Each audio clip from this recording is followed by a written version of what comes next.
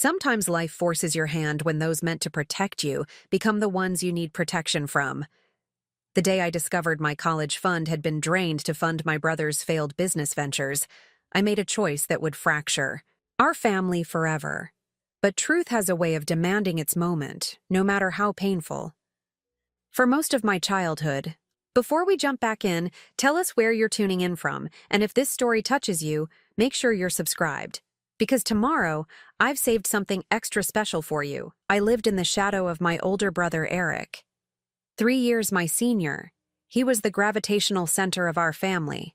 Charismatic, outgoing, and perpetually praised for potential that never quite materialized into achievement.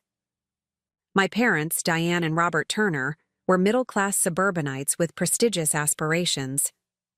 Dad worked as a regional manager for a retail chain, while Mom taught 3rd grade at the local elementary school. They weren't wealthy, but they were comfortable and deeply invested in the narrative of Eric's inevitable success. I was different from the start, quieter, more analytical, consistently achieving without needing constant validation. My straight A's were expected rather than celebrated. My academic scholarships were acknowledged with brief nods, rather than the elaborate celebrations that accompanied Eric's sporadic accomplishments. It wasn't that my parents didn't love me, they simply viewed me as self-sufficient while Eric needed their constant support and attention. My mother would say, smoothing my hair with distracted affection. You've always been our rock. So independent. Eric just needs more guidance.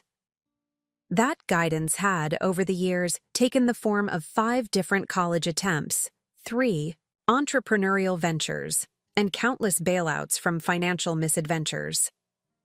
Meanwhile, I had worked methodically toward stability, putting myself through state university with a combination of scholarships and part-time jobs, choosing a practical degree in finance, and securing a solid position at a regional bank upon graduation. By 25, I had managed to save $35,000, a combination of graduation gifts from grandparents, disciplined monthly contributions from my salary, and a small inheritance from my father's aunt. This money was earmarked for a down payment on a modest home in our mid-sized Midwestern city, where I'd built a quiet but satisfying life. My parents had been named as co-signers on the account when I was 18. A remnant from when they'd helped establish my first savings account. I'd never thought to change this arrangement, trusting them implicitly with my financial security. Eric, now 28, had recently moved back home after his latest business idea, an artisanal coffee shop with a cryptocurrency investment component, had predictably imploded.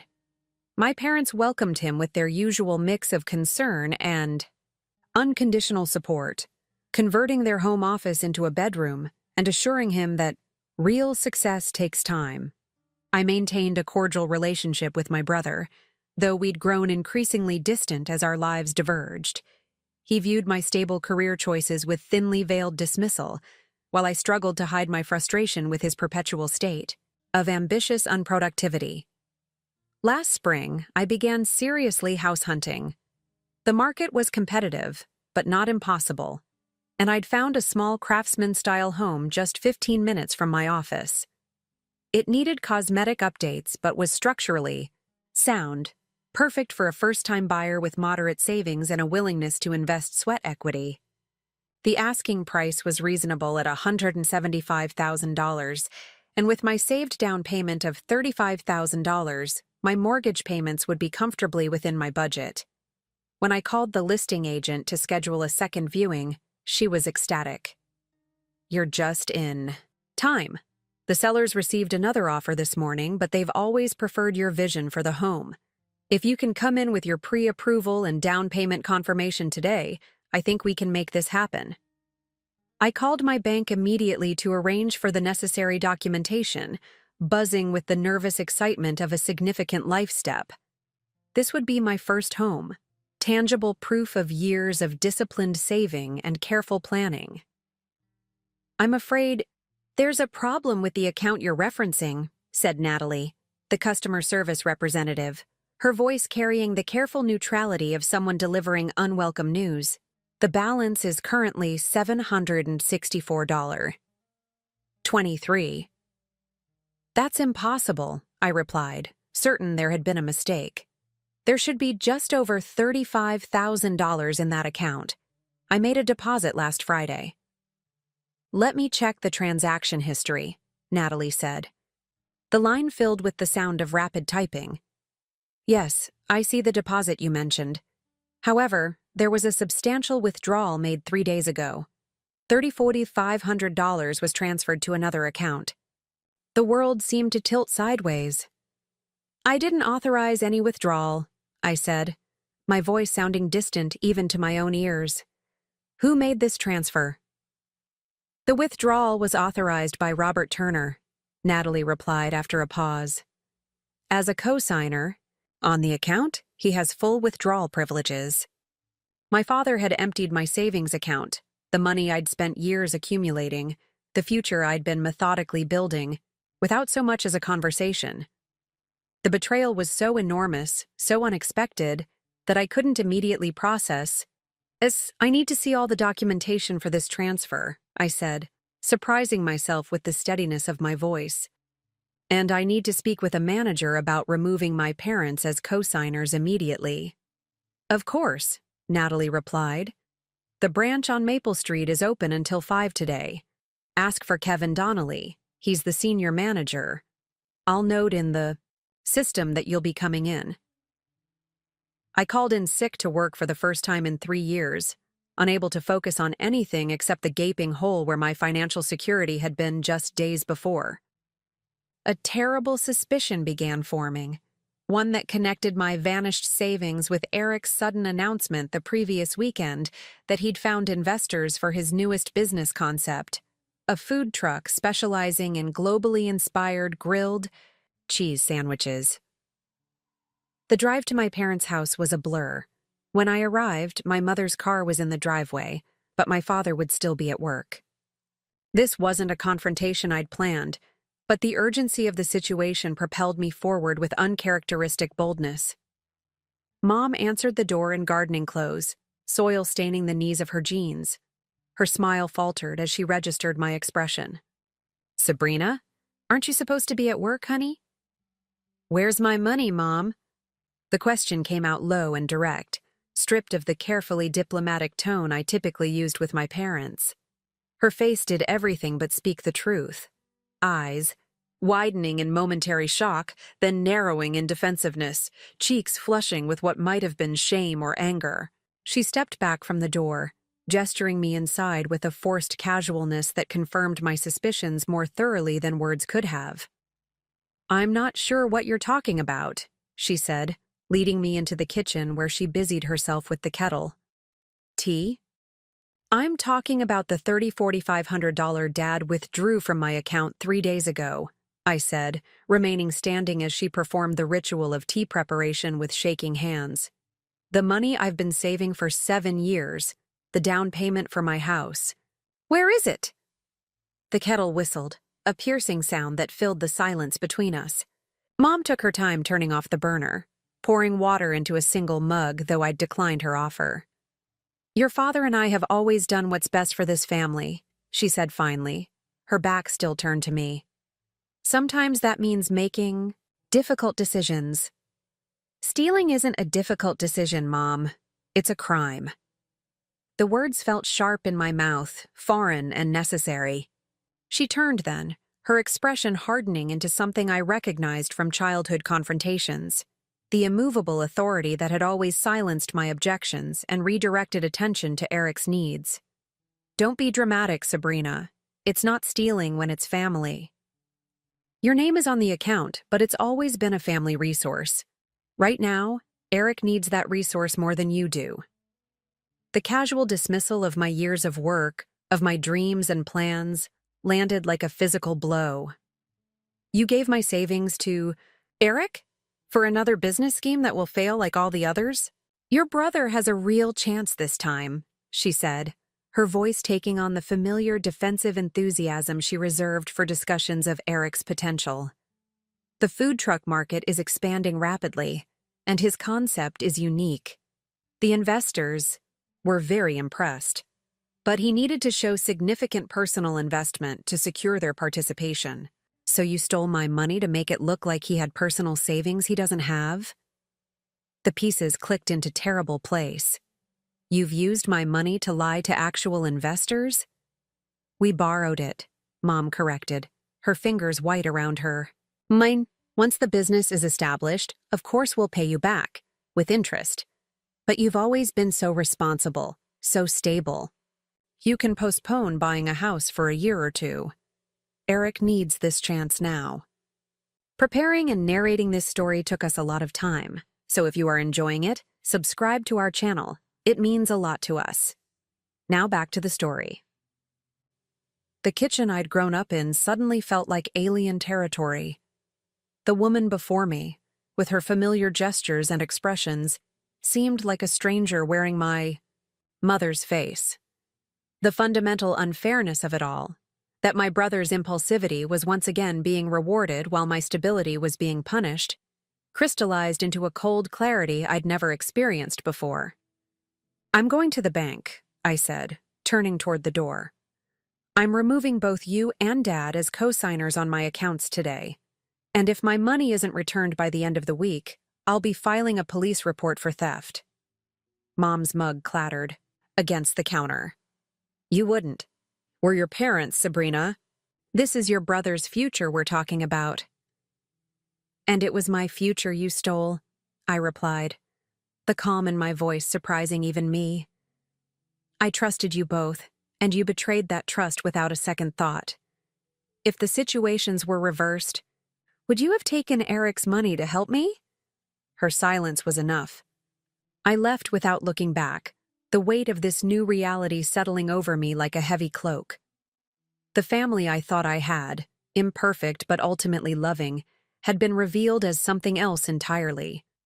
I was, in their eyes, not a daughter, to be cherished, but a resource to be mined for Eric's benefit. And now I needed to decide what to do with this devastating knowledge. My relationship with money had always been shaped by watching my parents' financial struggles and triumphs. Growing up in Lakeside, a suburb that straddled the line between middle-class comfort and upper-middle-class aspiration, meant constantly navigating the tension between what we had and what we wanted others to think we had. Dad's position at Meridian Retail gave us stability, but not luxury. Mom's teaching salary provided the extras, summer camps, occasional family vacations to nearby states, and Christmas mornings that never felt sparse. They worked hard, budgeted carefully, and instilled in me the value of financial responsibility from an early age. Or so I thought. In reality, they had been teaching me two contradictory lessons, one for me and one for Eric. While I was encouraged to save birthday money, work summer jobs, and apply for scholarships, Eric was taught that family would always provide a safety net. His financial education consisted of learning that mistakes would be forgiven, debts would be covered, and new opportunities would always be funded, regardless of past failures. Your brother has big dreams, Dad would explain after each bailout. Sometimes big dreamers need a little help along the way. No one ever mentioned that this help often came at my expense. Canceled family vacations when Eric needed tuition for yet another college program he wouldn't complete. Postponed home repairs when his first business needed startup capital. Tense discussions about household budgets that somehow never affected his lifestyle. I had accepted this dynamic, even as I built my own financial independence. After graduating with honors in finance from the State University, I'd secured a position at Riverside Financial, a mid-sized bank with a growing reputation for excellence. Starting in customer service, I'd worked my way to a junior analyst position, earning the respect of colleagues and supervisors through consistent performance and reliability. My apartment was modest, a one-bedroom in a 1960s building with decent maintenance and reasonable rent. Nothing fancy, but it was mine, paid for with my own earnings. I drove a used Honda with excellent gas mileage, packed lunches most days, and tracked my expenses with meticulous attention. My colleagues sometimes teased me about my frugality, but there was respect beneath their gentle ribbing. Sabrina's going to retire at 40, while the rest of us are still paying off our designer handbags. My friend Zoe would joke during happy hours that I attended, but kept to a 2-drink maximum. My savings strategy wasn't flashy. Every month, I automatically transferred 30% of my paycheck to my savings account, the same one my parents had helped me open when I was 18. I had considered opening a new account solely in my name several times, but always dismissed the idea as unnecessary. Paperwork. My parents had never interfered with my finances before. They'd always respected the boundary between guidance and control. Family dinners at the Turner house maintained a veneer of normalcy that I now recognize as carefully choreographed illusion. Sunday roasts and holiday gatherings where Dad carved the meat, Mom prepared side dishes from recipes passed down through generations, and conversation flowed around Eric's latest ventures. I would provide updates on my career progress when asked, but those inquiries were perfunctory, quickly redirected to more exciting topics. "That's wonderful that you got that certification, honey," Mom would say before immediately turning to my brother. "Eric, tell everyone about the potential investors you met last week." I had interpreted this as typical family dynamics. The quiet, reliable daughter overshadowed by the charismatic, troubled son. It's a story as old as families themselves. What I hadn't realized was how deeply this narrative had entrenched itself in my parents' financial decisions, or how it would ultimately impact my own carefully constructed plans. When Eric announced his latest business idea at a family dinner 2 months ago, I noticed a change in my parents' response. Rather than their usual cautious enthusiasm tempered by previous failures, they seemed genuinely excited, exchanging looks I couldn't quite interpret.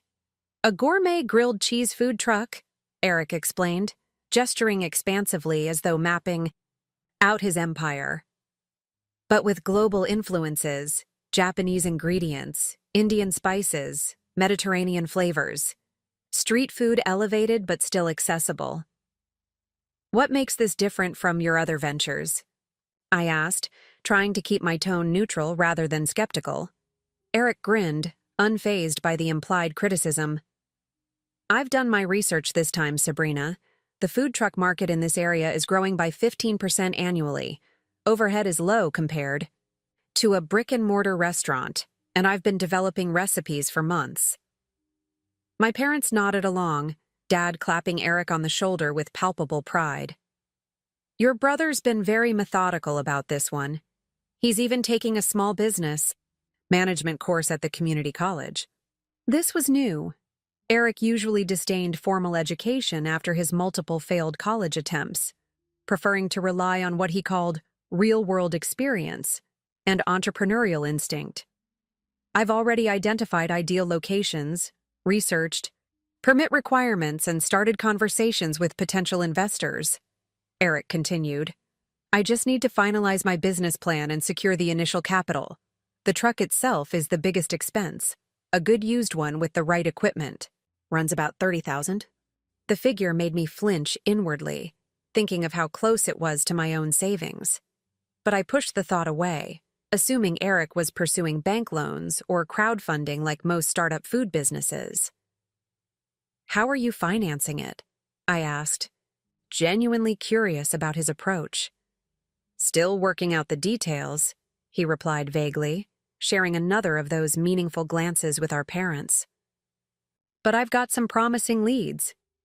What I didn't know then was that I was the promising lead, or rather my savings account was. The money I'd been accumulating through years of careful budgeting and intentional sacrifice had already been earmarked for Eric's food truck in my parents' minds. The account that represented my future home, my security, and my independence had been mentally reassigned without my knowledge or consent. The following weeks had been filled with house hunting, excitement. I'd toured numerous properties, learning the market and refining my priorities. The Craftsman house on Elm Street wasn't perfect. The kitchen needed updating. The bathroom was charmingly retro in a way that would eventually require renovation, and the backyard needed significant landscaping work. But it had good bones. As they say, hardwood floors beneath worn carpet, solid construction, and a layout that maximized the modest square footage. When the listing agent, Heather, called to say another offer had come in, my plans accelerated. I'd been pre-approved for a mortgage with Riverside, my own employer, receiving a slight employee discount on the interest rate. The down payment was substantial enough to keep my monthly payments manageable, while still leaving some savings for immediate repairs and emergencies. Everything was falling into place, or so I thought. The pieces of my carefully constructed adult life were aligning: career progression on track, financial stability established, and home ownership within reach. The future I'd been diligently working toward for years was finally materializing. What I couldn't see was that while I was building toward independence, my family was undermining it. The parents I trusted were viewing my success not as something to protect, but as a resource to redirect. The brother whose dreams always seemed to supersede mine was once again being positioned to benefit from my stability. The perfect illusion of family support was about to shatter completely, revealing a reality I wasn't prepared to face.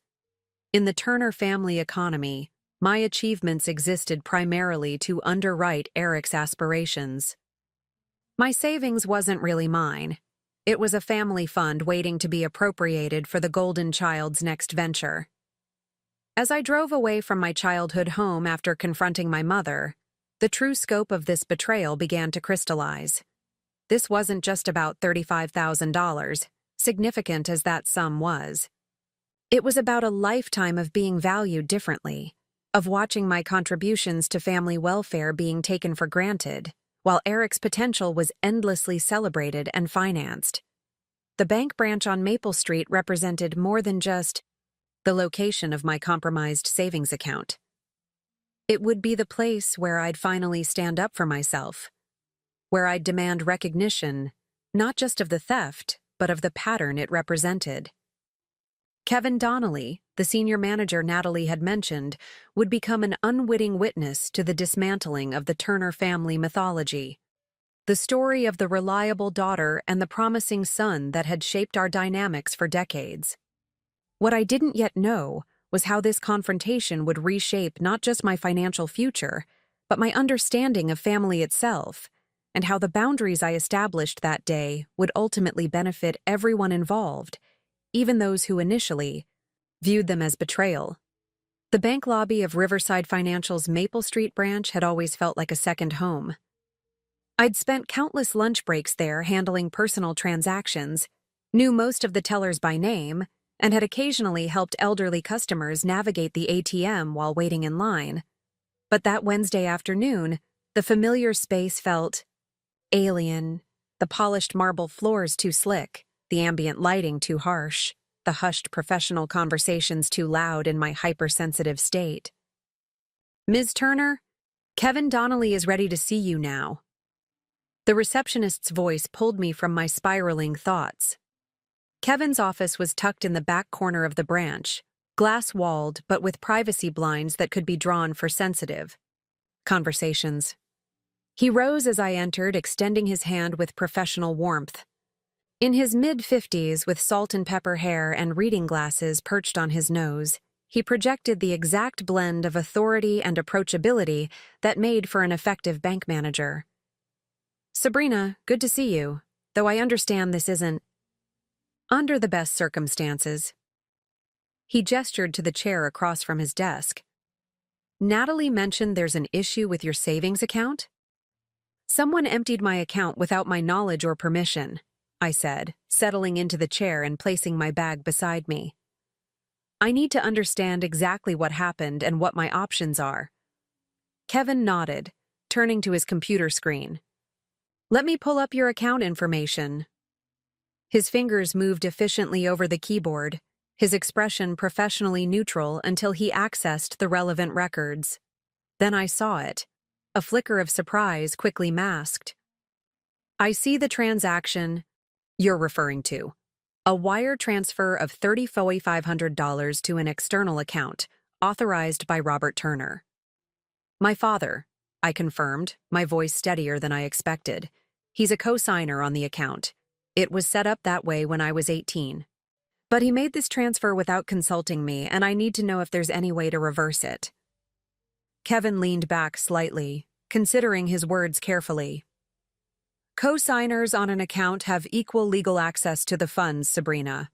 From a strictly banking perspective, your father had the authority to make that transaction. My heart sank, though this merely confirmed what I had suspected. So, there's nothing I can do? I didn't say that. Kevin reached for a notepad. Let's start by gathering all the facts. When did you last access this account yourself? Last Friday. I made a $500 deposit, my monthly contribution from my paycheck. And when did you discover the withdrawal? About 2 hours ago when I called to arrange documentation for a home purchase. Kevin's pen paused. I'm sorry to hear that. I know how hard you've been working toward home ownership. This wasn't just professional sympathy. Kevin had helped me set up a separate house fund within my savings account last year, offering advice on maximizing interest while maintaining liquidity for an eventual down payment. I need to see the exact documentation for the transfer, said. Where the money went, who authorized it, and all associated paperwork. Kevin typed again, then swiveled his screen so I could see it. The transfer was made to an account at First National, authorized in person by Robert Turner. He provided appropriate identification and used the correct security protocols. He clicked through several screens. He indicated the purpose as family business investment on the transfer form. Family business investment, the sanitized banking term for stealing my house deposit to fund Eric's grilled cheese truck fantasy. Can I get printed copies of all these records? Of course. Kevin hit print, then folded his hands on the desk. Sabrina, may I ask if you've spoken with your father about this? I spoke with my mother. She confirmed they took the money to invest in my brother's new business venture, without asking me, without even telling me. Kevin's professional mask slipped momentarily, revealing genuine concern. I see. And do you want to pursue recovery of these funds? Yes.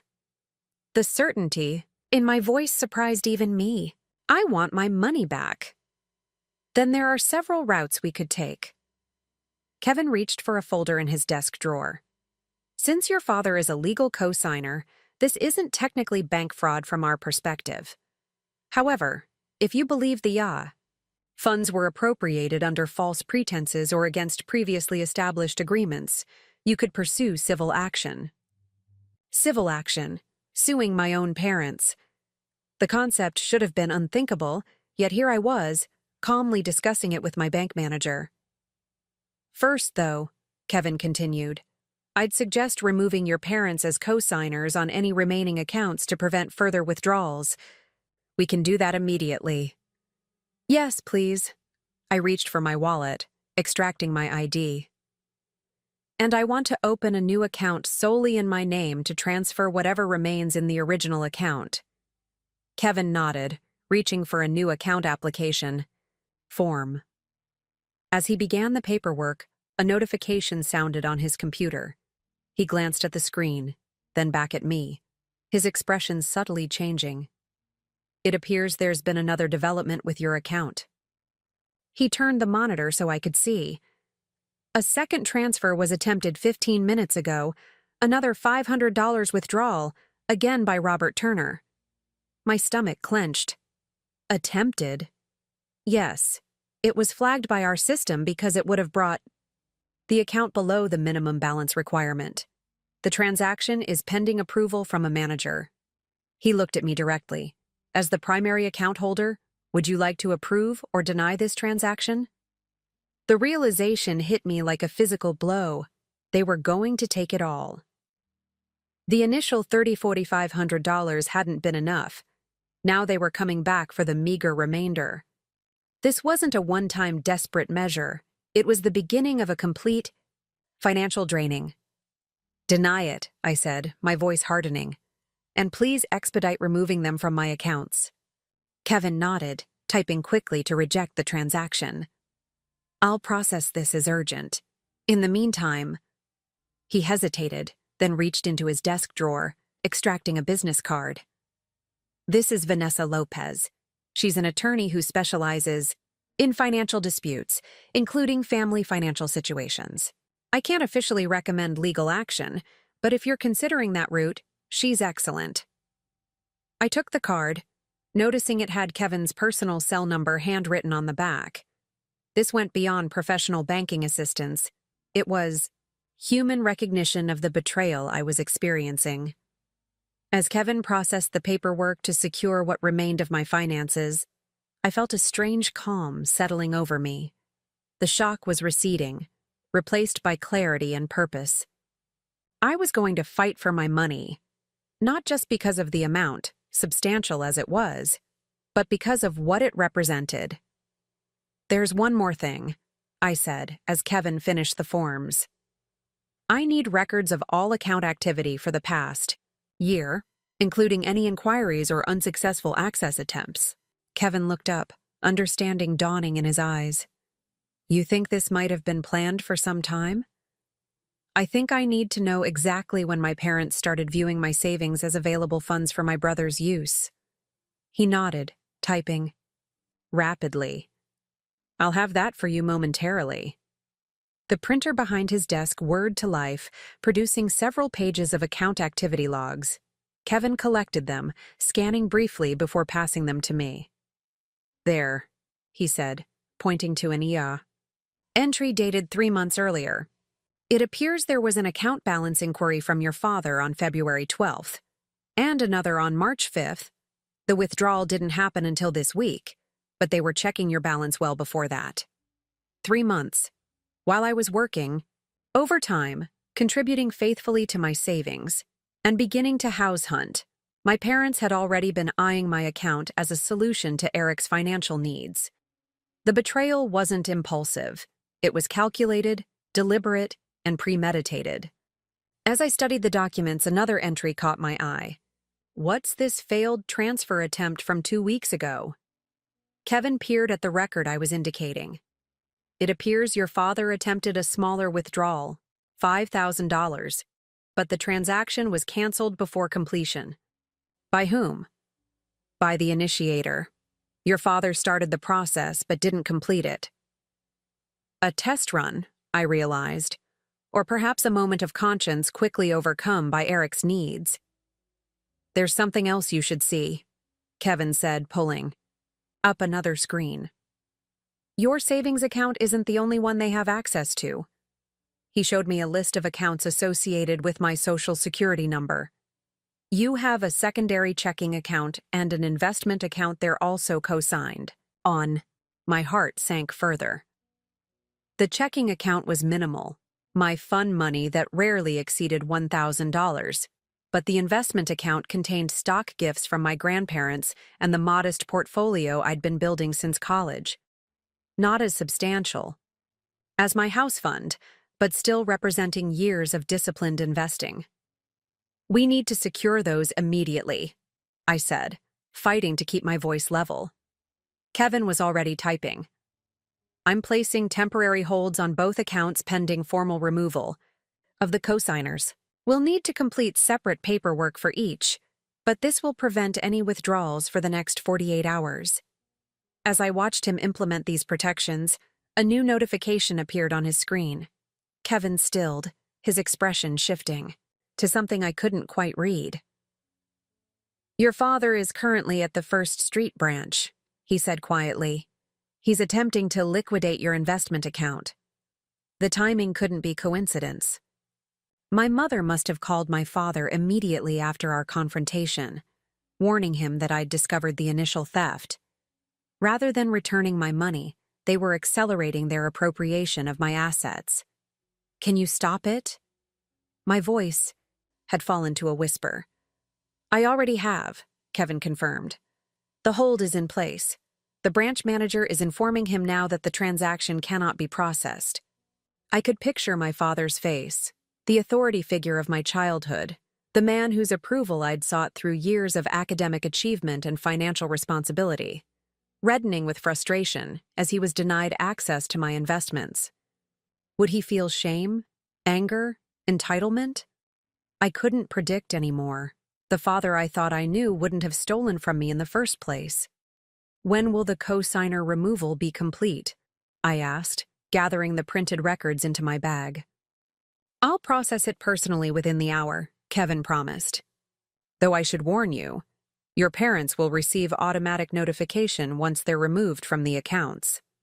Another confrontation was inevitable then. There would be no quiet resolution, no way to protect what remained of my assets, without my parents knowing I had discovered their betrayal and taken action. Thank you for your help, I said, standing to leave, and for the attorney recommendation. I think I'm going to need it. Kevin rose as well, extending his hand again. As we shook, he said quietly, "For what it's worth, Sabrina, I've observed your financial habits for years now. Your discipline and foresight are remarkable. Don't let this setback derail the future you've been building so carefully." His words steadied me, a professional affirmation of what I'd always believed about myself, that my approach to finances wasn't just about accumulating money, but about creating security and possibilities. What my parents had stolen wasn't just cash. It was the foundation of the independent life I'd been constructing. As I left Kevin's office, my phone buzzed with an incoming call. My father's name flashed on the screen. I silenced it, knowing that conversation required preparation and strength I didn't yet possess. First, I needed to fully understand what I was facing and what options remained available to me. The revelation wasn't just that my parents had taken my money, it was that they had been planning to do so for months, had attempted to take even more when confronted, and would have continued draining my resources if not stopped. The family dynamic I'd accepted all my life, the reliable daughter supporting the volatile son, had evolved from emotional inequity to financial exploitation. As I drove away from the bank, my phone continued to light up with calls from both parents. I ignored them all, focusing instead on the road ahead, both literally and figuratively. The path forward wasn't clear yet, but one thing was certain. The illusion of family support had been irrevocably shattered, replaced by the harsh reality of betrayal that demanded response. By the time I reached my apartment, my phone had accumulated 17 missed calls, 12 from my father, 5 from my mother, and a flurry of text messages ranging from demanding to pleading. I silenced the device completely, needing space to think without their intrusions. My small living room, with its carefully selected second-hand furniture and precisely arranged bookshelves, had always been my sanctuary. Now it felt like the last, secure space in the world suddenly turned hostile. I laid out the bank documents on my coffee table, creating a timeline of events that was more damning with each piece I added. The balance inquiries from February and March, the canceled withdrawal, attempt 2 weeks ago, the successful transfer of $4,500 3 days earlier, today's attempted withdrawal of the remaining $500, the thwarted liquidation of my investment account just hours ago. This wasn't an impulsive decision or a one-time emergency measure. This was a calculated, escalating campaign to systematically strip me of my assets for Eric's benefit. And it would have continued if I hadn't happened to call about my house purchase exactly when I did. The house. I needed to contact Heather, the real estate agent, and explain that I couldn't proceed with the purchase. That call could wait until morning, but another couldn't. Vanessa Lopez, the attorney Kevin had recommended. Her business card indicated she maintained evening hours on Wednesdays, and the clock showed just past 5. If I called immediately, I might catch her. Her receptionist answered on the third ring. "Lopez Legal Solutions. How may I help you?" "My name is Sabrina Turner." Kevin Donnelly from Riverside Financial suggested I speak with Ms. Lopez about a family financial dispute. It's somewhat urgent. Ms. Lopez has just finished with a client. If you can hold it for a moment, I'll see if she can speak with you. Briefly. The line filled with generic hold music for less than a minute before a direct, professional female voice came on. "This is Vanessa Lopez. Kevin Donnelly referred you?" "Yes." My parents withdrew nearly all my savings without my knowledge or permission, and they attempted to liquidate my investments today when I confronted them. Kevin helped me secure my remaining assets, but I need to understand my options for recovering what was taken. There was a brief pause. I have 30 minutes before my next appointment. Can you come to my office now? I'm at 247 Carson Avenue, Suite 310. I'll be there in 15 minutes, I promised, already reaching for my car keys. Vanessa Lopez's office projected competence without ostentation, modern furnishings in neutral tones, discreet diplomas from prestigious institutions, and a wall of legal reference books that appeared well-used rather than decorative. The attorney herself matched her surroundings. Mid-40s, impeccably dressed in a charcoal suit, her dark hair pulled back in a practical bun, and sharp eyes that missed nothing. "Tell me exactly what happened," she said after brief introductions, foregoing small talk entirely. I laid out the events chronologically, from the discovery of the missing funds to Kevin's interventions at the bank. I explained my parents' co-signer status on the accounts, their justification that the money was for Eric's food truck business, and their multiple attempts to access my remaining assets after the initial confrontation. Vanessa took rapid notes, interrupting occasionally with precise questions about dates, amounts, and specific statements made by my parents. When I described my mother's assertion that my money was a family resource, her pen paused momentarily, and she looked up with heightened interest. Did she elaborate on what she meant by family resource?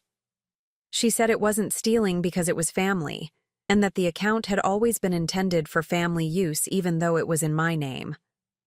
Were there ever any discussions when the account was established about it being for general family use? No, I said firmly. It was created as my personal savings account. My parents were added as co-signers because I was 18 and they thought I needed supervision with banking. There was never any agreement that they could use the funds themselves or for my brother. Vanessa made another note. And what documentation do you have regarding the source of these funds? I opened my bag, retrieving a folder I'd assembled before leaving my apartment. I have records of my direct deposits from work, documentation of the inheritance from my great-aunt that specified the funds were for me personally, and statements showing consistent deposits from my own earnings over 7 years. She examined these documents, nodding with apparent approval at my organization. This is helpful. The key issue here is proving that despite the co-signer arrangement, these funds were understood to be exclusively yours, that there was no explicit or implicit agreement that your parents could appropriate them for other family members. There wasn't, I confirmed. Until yesterday, they'd never withdrawn anything from my accounts without my knowledge. The fact that they checked balances for months before acting suggests premeditation, which works in our favor. Vanessa flipped to a new page in her notebook. Let's discuss your options. From a legal perspective, you could pursue this as conversion, the legal term for when someone takes your property and uses it for their own purposes without permission. Would I need to file criminal charges?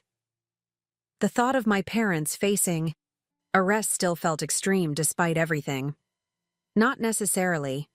This could be handled as a civil matter, especially given the family relationship and co-signer status. We would file a civil suit demanding return of the funds plus damages. Damages? Yes. The loss of these funds has tangible consequences. You mentioned losing a house opportunity, potentially paying higher interest rates in the future due to a smaller down payment, and so on. These are quantifiable damages. I considered this, trying to imagine sitting in a courtroom across from my parents, watching them defend their right to take my savings. The scenario felt simultaneously vindicating and heartbreaking. What's the likelihood of success? I asked. It depends on several factors.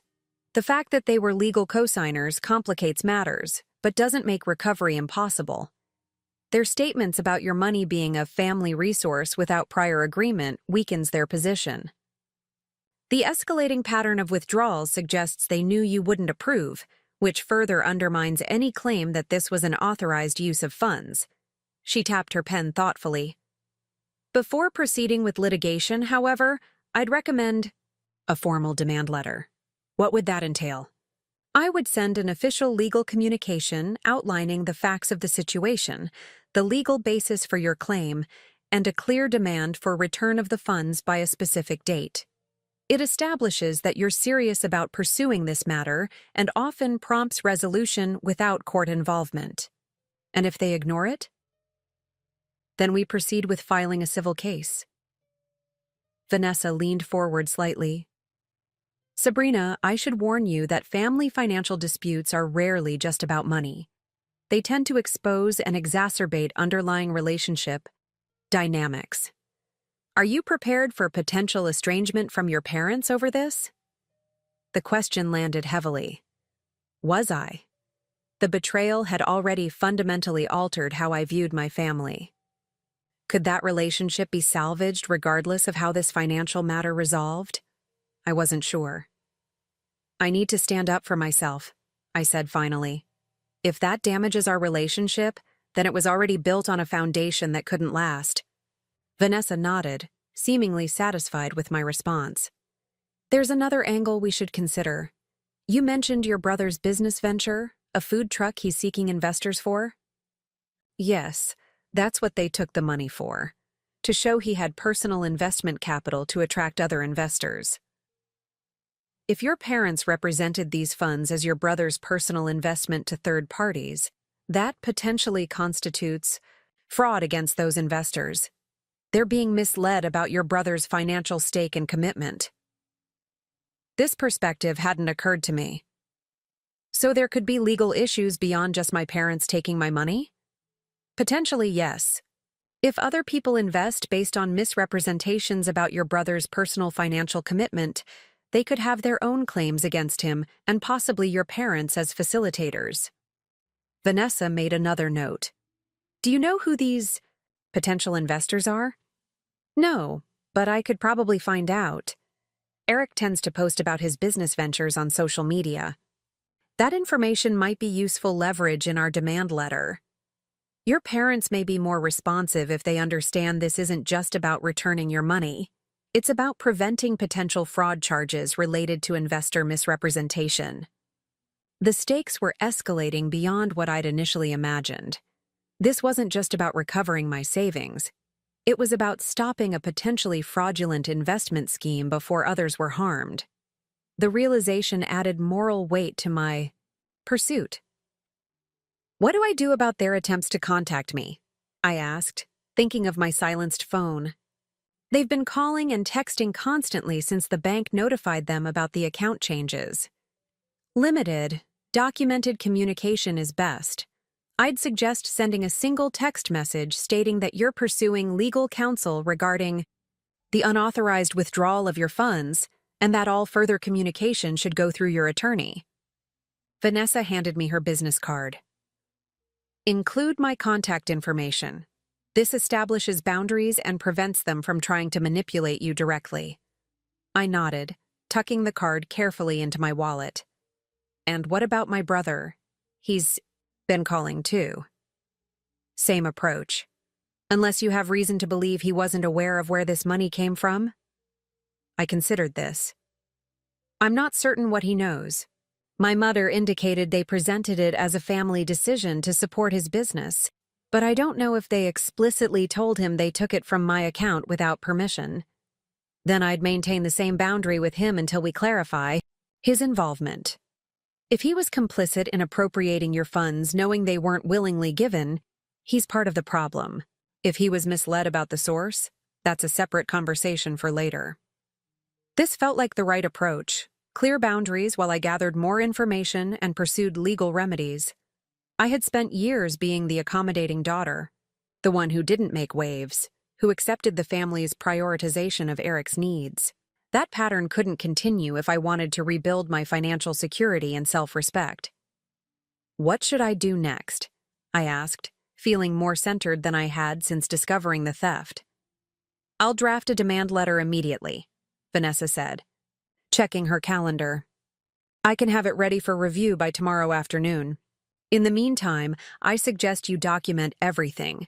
Gather all financial records showing the source of these funds, any communications with your parents about the money before and after the withdrawal, and any evidence regarding how the funds are being used for your brother's business.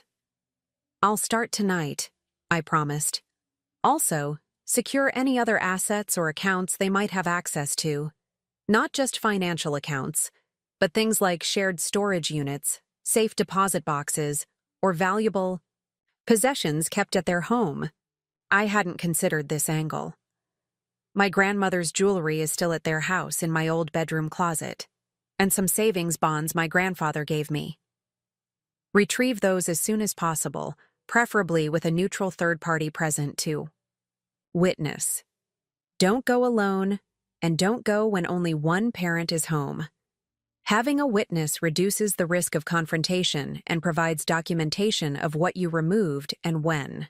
The pragmatic advice helped channel my emotional turmoil into concrete action steps. I had always responded to crisis by organizing, planning, and methodically addressing problems.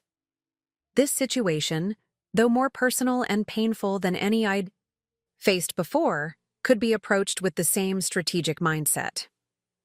One last question, I said, as our time drew to a close. What are the chances they've already spent the money on Eric's food truck? And if they have, what then? Vanessa's expression turned more serious. If the funds are already spent, recovery becomes more complicated, but not impossible. We could potentially place a lien against your brother's business assets or pursue garnishment of your parents' wages or retirement accounts. However, these options take longer and may recover less than the full amount. The thought of my parents' retirement being garnished to repay me created a fresh wave of complex emotions. I didn't want to harm their future security, but they had shown no such concern for mine. Let's focus first on recovering the funds directly, Vanessa suggested, sensing my discomfort. The demand letter often works, especially when people realize the consequences of their actions extend beyond family disagreement into legal liability. I nodded, gathering my documents. Thank you for seeing me on such short notice. This has been clarifying. Financial betrayal by family is particularly devastating because it combines practical harm with emotional trauma, Vanessa said, her professional demeanor softening slightly. Don't underestimate the emotional impact of this situation. Consider speaking with a therapist as you navigate the legal process. This suggestion surprised me, but made sense upon reflection. The practical aspects of recovering my money could be handled systematically, but the fracturing of trust in my family, trust I'd never questioned until today, would require different tools to process. As I left Vanessa's office, I checked my phone briefly, finding 23 more missed calls and a series of increasingly urgent text messages. Dad, 5:15 p.m. Call me immediately. There's been a misunderstanding about your accounts. Mom, 5:22 p.m. Sabrina, please don't do anything. Rash, we need to talk as a family. Dad, 5:40 p.m. The bank is saying you've removed us from your accounts. This is unacceptable. Eric, 6:02 p.m. Hey sis, what's going on? Mom and Dad are freaking out about something with the bank. Mom, 6:15 p.m. Your father is very upset. This is no way to handle a family matter. Dad, 6:30 p.m. If you don't call back within the hour, we're coming to your apartment. The last message sent a chill through me. I didn't want a confrontation at my home, my one safe space in this chaos. Following Vanessa's advice, I composed a single text message to send to both parents. I am aware that $34,500 was withdrawn from my savings account without my knowledge or permission. I have secured legal representation to address this matter. Please direct all communication to my attorney, Vanessa Lopez, at Lopez Legal Solutions. I will not be discussing this with you directly at this time. I added Vanessa's contact information and hit send, then composed a similar but more limited message to Eric. I'm dealing with a serious situation involving unauthorized withdrawals from my accounts. I can't discuss it right now. Please respect my space and don't come to my apartment. With these boundaries established, I turned my phone to Do Not Disturb mode, allowing calls only from contacts not in my family, my boss, close friends, Vanessa's office. Then I began the systematic process of documenting everything related to my savings and the theft, creating a chronological file that would support the demand letter and potential litigation. As I worked, a sense of calm purpose replaced the earlier shock and betrayal. This methodical response was familiar territory, problem-solving through organization and strategic planning. My parents had always viewed my meticulous nature as merely practical, never recognizing the emotional strength it represented. They had mistaken my reliability for passivity, my independence for detachment, my quiet determination for lack of passion. That misunderstanding had led them to believe I would accept this theft, as I had accepted so many smaller injustices throughout my life, with resigned accommodation to Eric's needs. They hadn't recognized that the same disciplined persistence that built my savings would now be directed toward recovering it. By midnight, I had assembled a comprehensive documentation package, bank statements showing regular deposits from my own earnings, the inheritance letter from my great-aunt specifically naming me as beneficiary, employment records confirming my salary and the source of my savings, and preliminary research on Eric's food truck business plans from his social media accounts. Tomorrow, I would meet with Heather to withdraw from the house purchase, retrieve my valuables from my parents' home with a friend as witness, and review Vanessa's demand letter. The path to recovering my money wouldn't be short or simple, but I had never shied away from complex problems requiring sustained effort. As I finally prepared for bed, my phone screen lit up with a text that had bypassed my Do Not Disturb settings. My friend Zoe, who wasn't part of my blocked family group. "Hey, your brother just called me asking where you are and if you're okay. Said your parents are worried. What's going on? Do you need anything?" So they were now involving my friends in their attempts to reach me. The boundary violations continued, expanding to include my social circle. I replied quickly, "Family, financial situation gone bad. I'm safe but need space. If anyone from my family contacts you, please don't share info about me. We'll explain everything soon. Thanks for having my back." Zoe's response came immediately. "Always. Want me to come over? Not tonight, but tomorrow. I need to pick up some things from my parents' house and shouldn't go alone. Say when. I'll bring coffee and my don't mess with my friend face." The simple offer of support brought the day's first genuine smile to my face. While my family had betrayed my trust, I wasn't truly alone. I had built connections beyond that first circle, friends, colleagues, and now professional allies who recognized my worth and supported my right to protect it. As I finally fell into bed, exhaustion overtaking the adrenaline that had sustained me through this longest of days, a strange thought surfaced. In taking my money, my parents had inadvertently given me something valuable, the clarity to see our family dynamic for what it truly was, and the catalyst to change it. Whether that change led to eventual healing or permanent separation remained to be seen. But either way, I would no longer be the passive participant in my own story. Tomorrow would begin the process of reclaiming not just my savings, but my agency in the family narrative that had defined me for too long. Morning arrived with the harsh clarity that sometimes follows emotional upheaval, a strange, crystalline quality to ordinary things. My small kitchen, the coffee maker burbling its familiar rhythm, the sunlight slanting through blinds I'd selected myself, everything seemed sharper, more distinctly mine.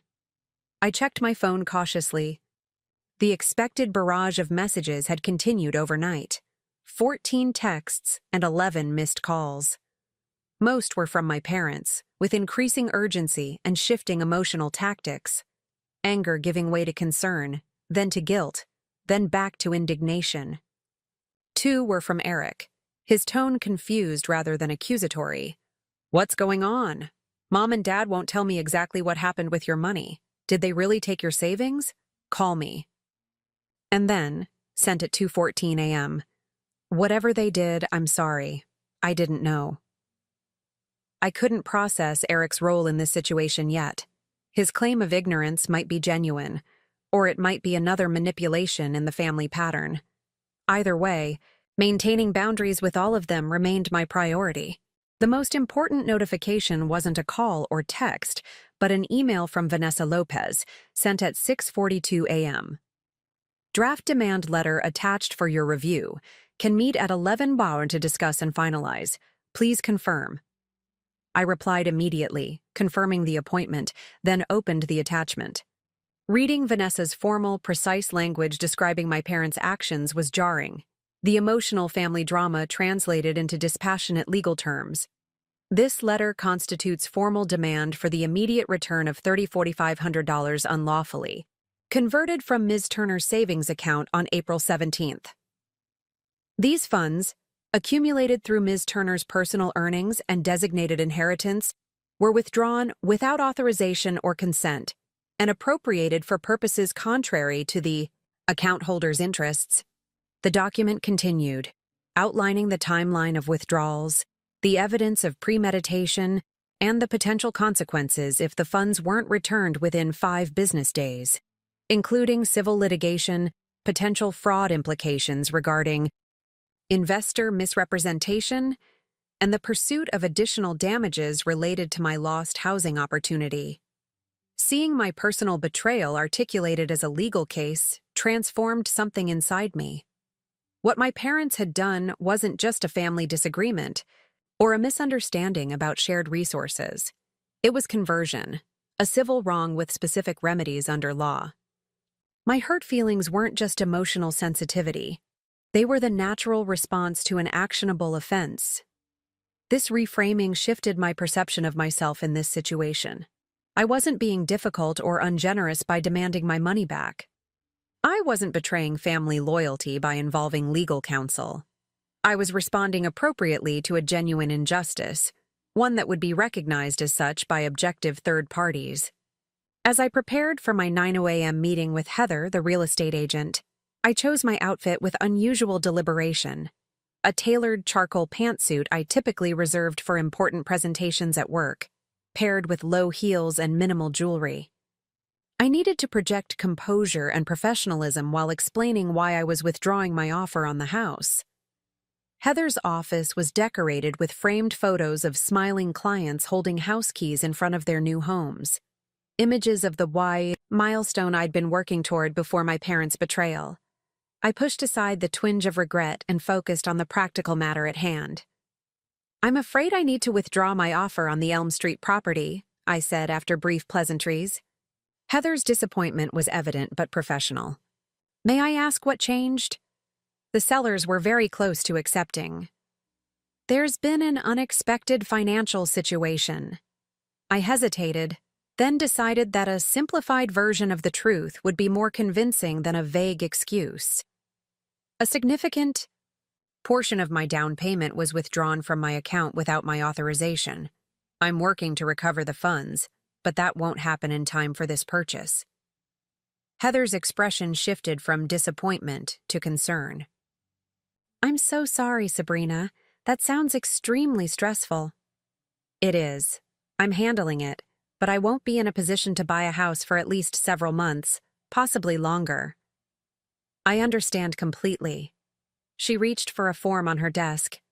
"I'll need you to sign this withdrawal notice. The earnest money you put down, $2,000, is fully refundable in these circumstances." As I signed the form, relinquishing the Craftsman house I'd already begun imagining as home, Heather added, "When you're ready to resume your search, I'd be happy to work with you again. The right house will still be waiting when your situation stabilizes." Her kindness nearly cracked my carefully maintained composure. I thanked her, promised to be in touch when I was ready to restart the process, and left with the refund check for my earnest money, a small financial recovery that felt hollow compared to what remained lost. In my car, I allowed myself exactly 3 minutes of grief for the postponed milestone before refocusing on the day's next task, retrieving my valuables from my parents' house. I called Zoe, confirming she could meet me there at 10:15 a.m. Want to tell me what's going on? She asked over the phone. I'll explain everything on the way. It's not a quick story.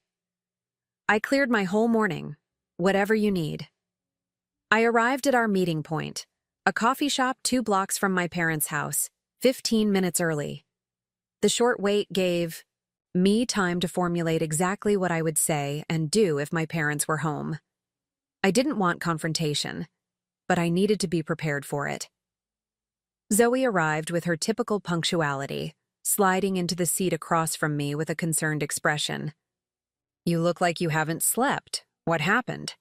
I explained everything. The discovery of the missing funds, my mother's justification, the bank's interventions, and the legal process I'd initiated. Zoe's expression transformed from concern to outrage as I spoke. They took your house fund for Eric's food truck? After all his failed businesses? Her indignation was validating, an external confirmation that my reaction wasn't excessive. And they're acting like you're the problem for being upset about it? Essentially, yes. I need to get my grandmother's jewelry and some other valuables from their house before they decide those are family resources, too. Do you think they'd really take your grandmother's things? I would have dismissed the possibility 3 days ago. Now, I wasn't sure of anything. I don't know anymore. I just know I need to secure everything they might have access to. What's the plan?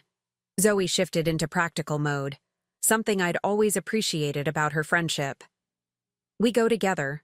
I retrieve my things. You serve as witness. We leave without extended discussion. If they're not home, I still have my key. And if they are home? I state my purpose clearly, get my belongings, and leave. No debates, no emotional appeals, no accusations. Just in and out. Zoe nodded. I'll run interference if needed. Ready? The drive to my parents' house took less than 5 minutes, but my anxiety mounted with each block. Their driveway was empty when we arrived, a small mercy. My key still worked in the front door lock, though I felt like an intruder in the home where I'd grown up. The house was unnervingly normal. Familiar furniture, family photos on the walls, many featuring Eric's achievements prominently. The lingering scent of my mother's favorite candles. Nothing in the physical space reflected the seismic shift in our relationship. Let's be quick, I said to Zoe, leading the way upstairs to my old bedroom. The room had been partially converted to a home office after I moved out for college, but a section remained preserved with my high school memorabilia and personal items I hadn't taken to my apartment. I went directly to the closet, pushing aside hanging clothes to access the back corner where a locked box contained my grandmother's jewelry. The box was still there, untouched. I used the small key I kept on my personal key ring and opened it. To confirm the contents, my grandmother's pearl necklace, her wedding ring, left specifically to me in her will, and several other pieces with both monetary and sentimental value. Relief washed over me as I secured the box in my tote bag. Next, I located the folder containing my savings bonds in the desk drawer. 12 Series EE bonds my grandfather had purchased for me, one on each birthday until his death. Each was registered solely in my name, but they had always been kept in my parents' house for safekeeping. Is this everything? Zoe asked, watching the doorway vigilantly. Almost. I moved to the bookshelf, retrieving a leather-bound journal from behind several textbooks. It contained handwritten financial records I'd kept since high school, documentation of gifts, inheritances, and personal savings that predated my digital record-keeping. The journal might provide additional evidence of my long-standing financial independence and the personal nature of my accumulated assets. I was placing this last item in my bag when we heard the front door open downstairs. My pulse spiked as my mother's voice called out, "Sabrina, is that you?" Zoe gave me a questioning look. I nodded, whispering, "We finish and leave calmly. No arguments." Footsteps ascended the stairs as we exited my bedroom. My mother appeared at the top of the staircase, her expression a complex mixture of relief and wariness. "Sabrina, thank God. We've been so worried." Her gaze shifted to Zoe, then to the bag in my hands, understanding dawning in her eyes. "What are you doing?" "I'm retrieving my personal belongings," I replied, my voice steadier than I expected. "We're leaving now." "We need to talk about this situation," my mother said, blocking the stairway slightly. "Your father and I've retained legal counsel, Mom. All communication needs to go through my attorney." I maintained eye contact, refusing to show the emotional turmoil beneath my composed exterior. "Legal counsel? Sabrina, this is family. We don't involve lawyers in family matters. You involved my money in Eric's business without my consent. That changed the rules." I gestured to the stairs. "Please, step aside." My mother didn't move. "The money is already committed to the food truck. The down payment has been made. Eric signed the purchase agreement yesterday." The revelation that my savings were already spent hit harder than I'd anticipated. Practical recovery had just become significantly more complicated. "That doesn't change anything," I said after a moment. "Taking my money without permission was wrong, whether you've spent it or not." "It was a loan," she insisted, her voice taking on the reasonable tone she'd used throughout my childhood when explaining why Eric's needs took precedence. "Once the business is successful, you'll be repaid with interest." "A loan requires the lender's consent. I never consented." "Because you don't understand the opportunity Eric has. This business will transform his future and benefit the whole family." The familiar pattern was attempting to reassert itself, my mother explaining why Eric's potential justified sacrifices, particularly mine. In the past, I would have eventually acquiesced, accepting her framing of family priorities. But something fundamental had shifted in me. "Mom, I'm not discussing this further. Please move." When she remained in place, Zoe stepped forward. "Mrs. Turner, we're leaving now. You can make things difficult, or you can step aside, but Sabrina is walking out with her belongings either way." The intervention of an outsider, a witness to our family dysfunction, seemed to pierce my mother's certainty. She hesitated, then moved to the side, allowing us passage. As we descended the stairs, she followed, her tone shifting to emotional appeal. "Sabrina, please. You're tearing apart the family. Your father couldn't even go to work today. He's so upset about you." Involving a lawyer. I paused at the front door, turning to face her directly. "I didn't tear apart the family, Mom.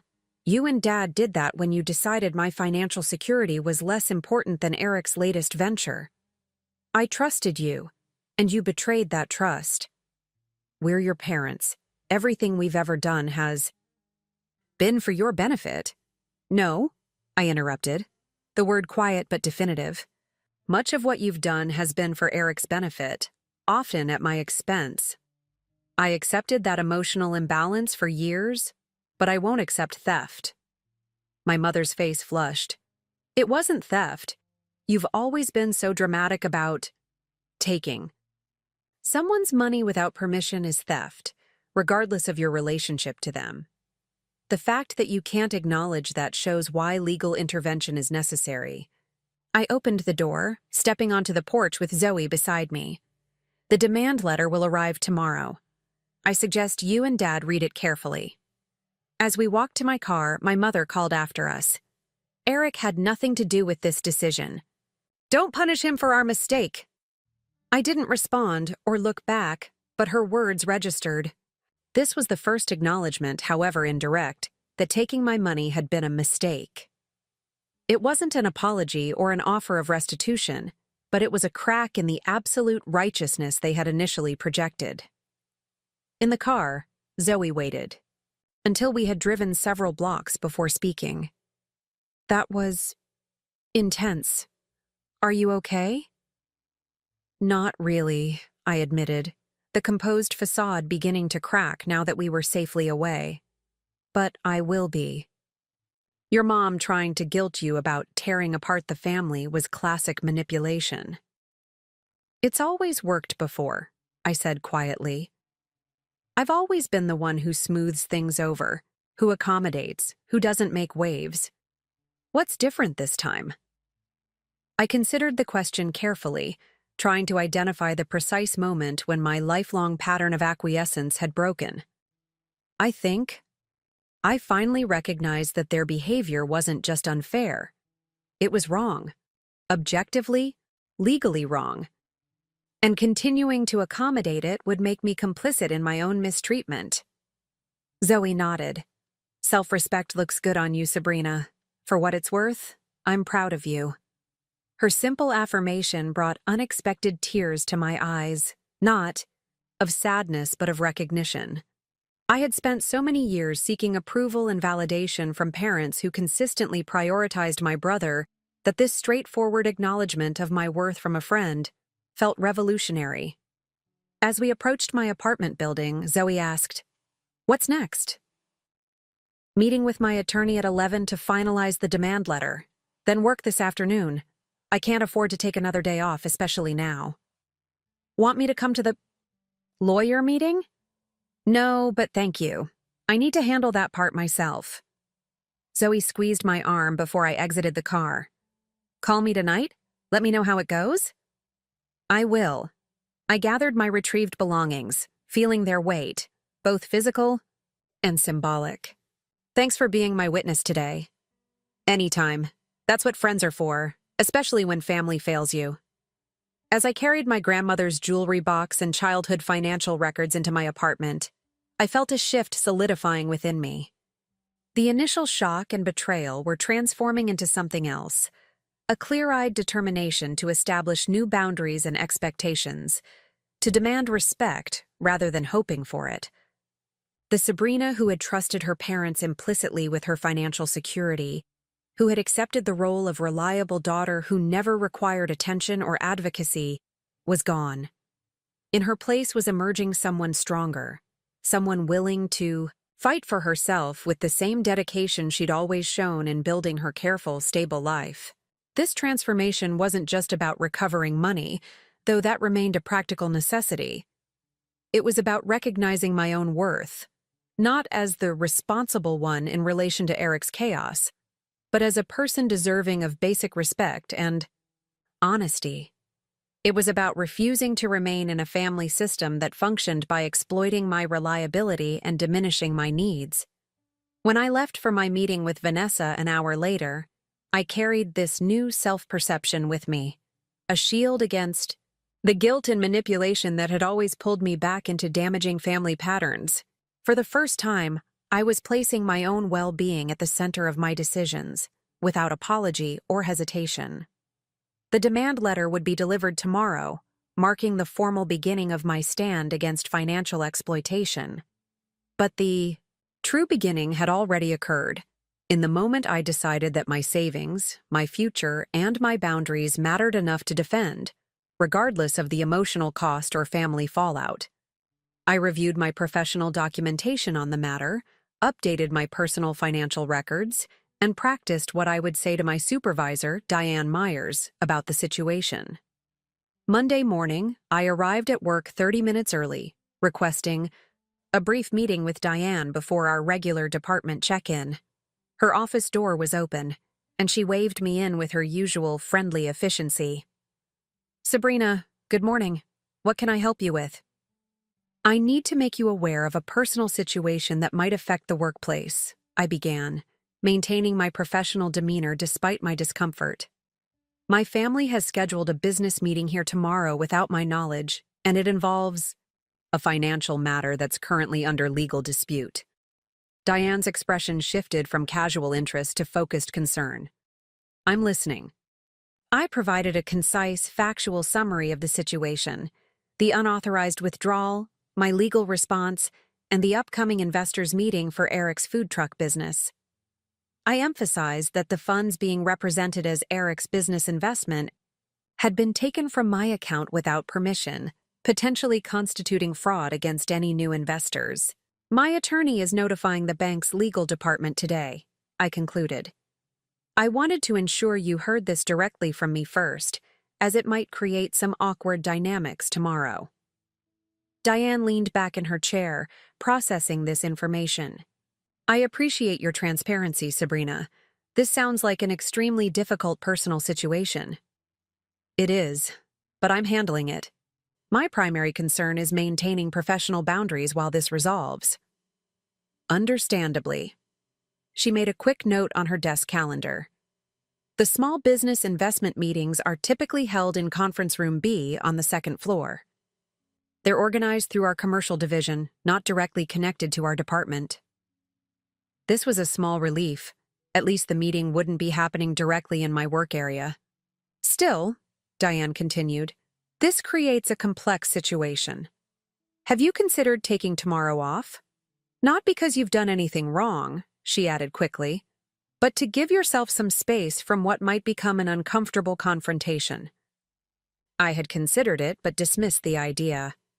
I think it's important that I maintain my normal work routine. Taking the day off might be interpreted as hiding or being ashamed, when in fact, I'm the wronged party in this situation. Diane nodded, a hint of approval in her expression. I respect that approach. Let me check the schedule for tomorrow's meeting. She turned to her computer, typing briefly. Yes, here it is. Eric Turner, Global Melt LLC, meeting with Thomas from Commercial Lending and several external participants at 2 p.m.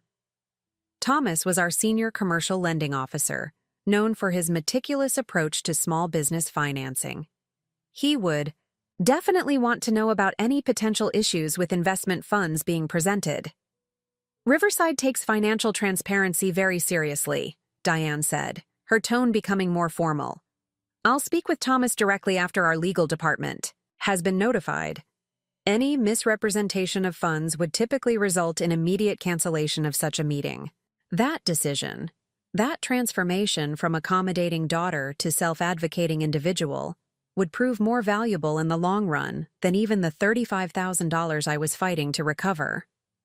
The demand letter went out Thursday morning by certified mail, requiring signature confirmation. According to Vanessa, my parents would likely receive it by Friday afternoon.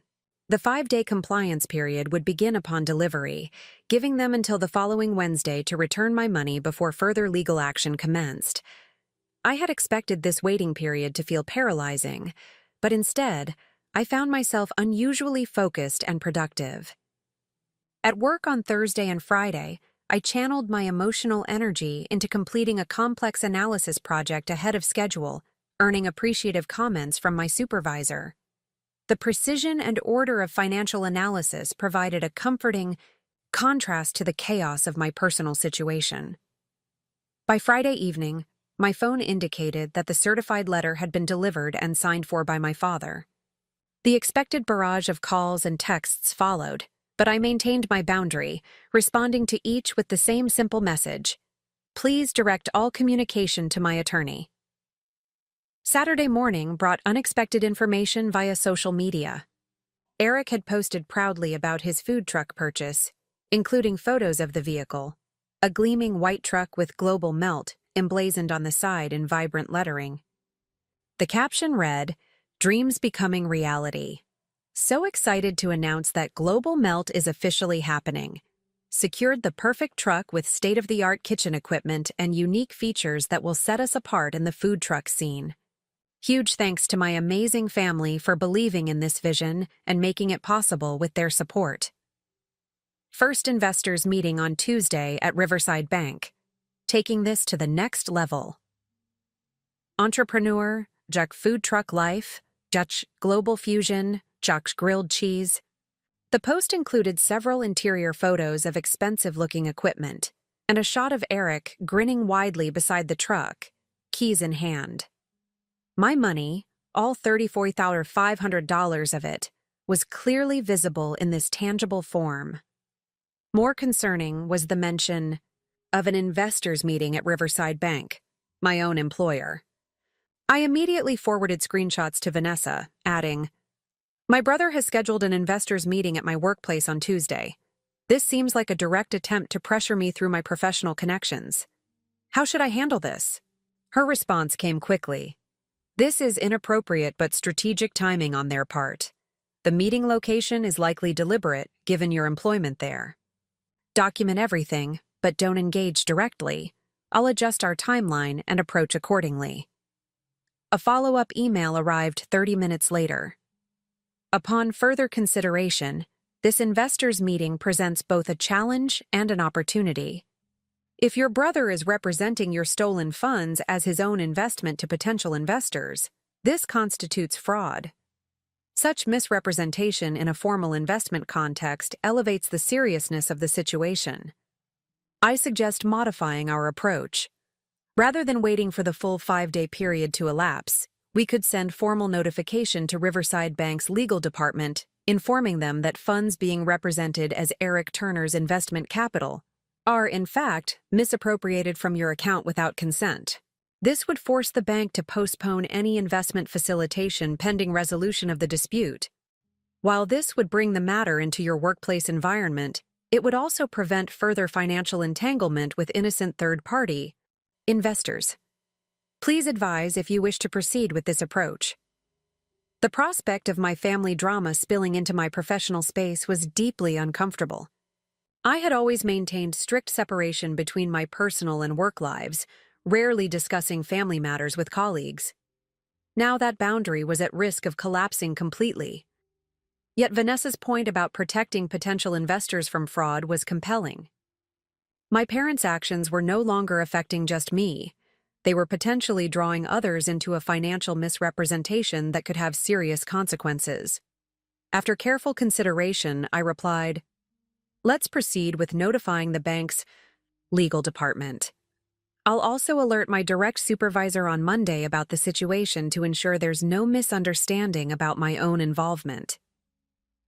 The rest of the weekend passed in relative calm as I prepared myself mentally for the week ahead. "I understand. I'm not trying to sabotage my brother's business," I felt compelled to clarify. "I just can't allow my stolen savings to be used to secure additional investments under false pretenses." "Of course not. You're doing the right thing by disclosing this." Diane hesitated, then added more personally, "Family financial disputes are particularly painful. Whatever happens, your position here is secure." Her reassurance eased one of my unspoken worries, that this messy situation might somehow damage my professional standing. "Thank you, I appreciate your support." As I left Diane's office, I noticed several text notifications on my phone, all from Eric. "Just found out you're trying to stop tomorrow's meeting at the bank. What the hell, Sabrina? Mom and Dad said they were going to pay you back. Why? Are you doing this? I've put everything into this business. Don't ruin this for me." And finally, "We need to talk, in person, today. This has gone too far." I didn't respond to any of them, forwarding the messages to Vanessa instead. Her reply was immediate and firm. "Do not meet with him alone. All communication should continue through legal channels." By lunchtime, the situation had escalated. I received an email from Thomas in commercial lending. "Ms. Turner, our legal department has notified me of a dispute regarding funds being presented as investment capital for Global Melt LLC. Given this development, tomorrow's meeting has been postponed pending resolution. I understand this is a sensitive family matter and appreciate your professional handling of the situation. If you have a moment, I'd like to briefly discuss this in person." I replied, agreeing to meet him at 1:00 p.m., then forwarded the exchange to Vanessa. The postponement of the meeting was the right outcome, but I felt a surprising twinge of regret for Eric. Despite everything, he was still my brother, and I knew how much this business meant to him. The problem wasn't his dream. It was the means my parents had chosen to fund it. Thomas's office was on the 3rd floor, in the executive section of the building. As I approached for our 1 p.m. meeting, I was startled to see my father emerging from the elevator, heading in the same direction. His eyes widened upon seeing me, a complex mixture of emotions crossing his face: anger, embarrassment, and something that might have been regret. "Sabrina." He stopped several feet away, as if uncertain whether to approach closer. "We need to talk about this situation." "Dad, I've made it clear that all communication should go through my attorney." I maintained my professional demeanor, acutely aware that we were in my workplace. "Why are you here?" "I came to explain things to the lending officer. This misunderstanding is getting out of hand." He took a step closer, lowering his voice. "The money was a temporary loan. We were going to pay you back once Eric's business was established." "A loan requires consent from the lender," I said, repeating what I'd told my mother. "You never asked me. You never told me. You just took it." "Because we knew you'd say no." The words burst out, frustration evident in his tone. "You've never supported your brother's endeavors, always so critical, so skeptical. This time, he has a real chance at success." The unfairness of this characterization stung. "I've supported Eric through 5 college attempts, 3 previous business failures, and countless other fresh starts. What I don't support is stealing my house deposit to fund his latest venture." "It wasn't stealing," my father insisted, the familiar family mythology reasserting itself. "It was reallocation of family resources for the greater good." "My savings aren't family resources. They're mine. I earned them." "With opportunities we provided. Who paid for your first semester of college before you got scholarships? Who bought your first car? Who—" "I repaid those investments years ago," I interrupted, keeping my voice low but firm. "Not just financially, but by being self-sufficient while you continued supporting Eric through one failure after another. I'm not having this discussion here. Please leave before you create a scene in my workplace."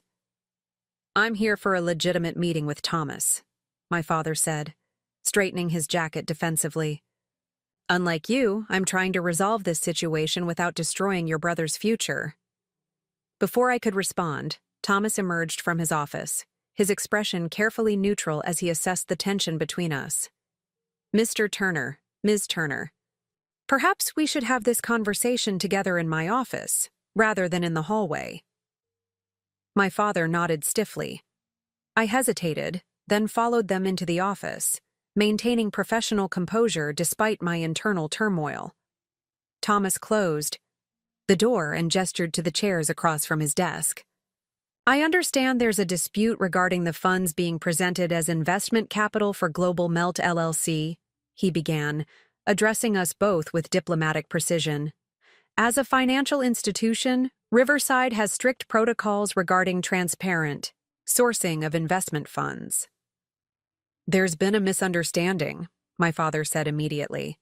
"The funds in question were a family investment in Eric's business, with the understanding that returns would benefit everyone involved." "That's not true," I stated flatly. "Those funds, $3,500, were withdrawn from my personal savings account without my knowledge or consent. They were accumulated through my earnings and personal inheritance, earmarked specifically for a home purchase." Thomas nodded, his expression remaining carefully neutral.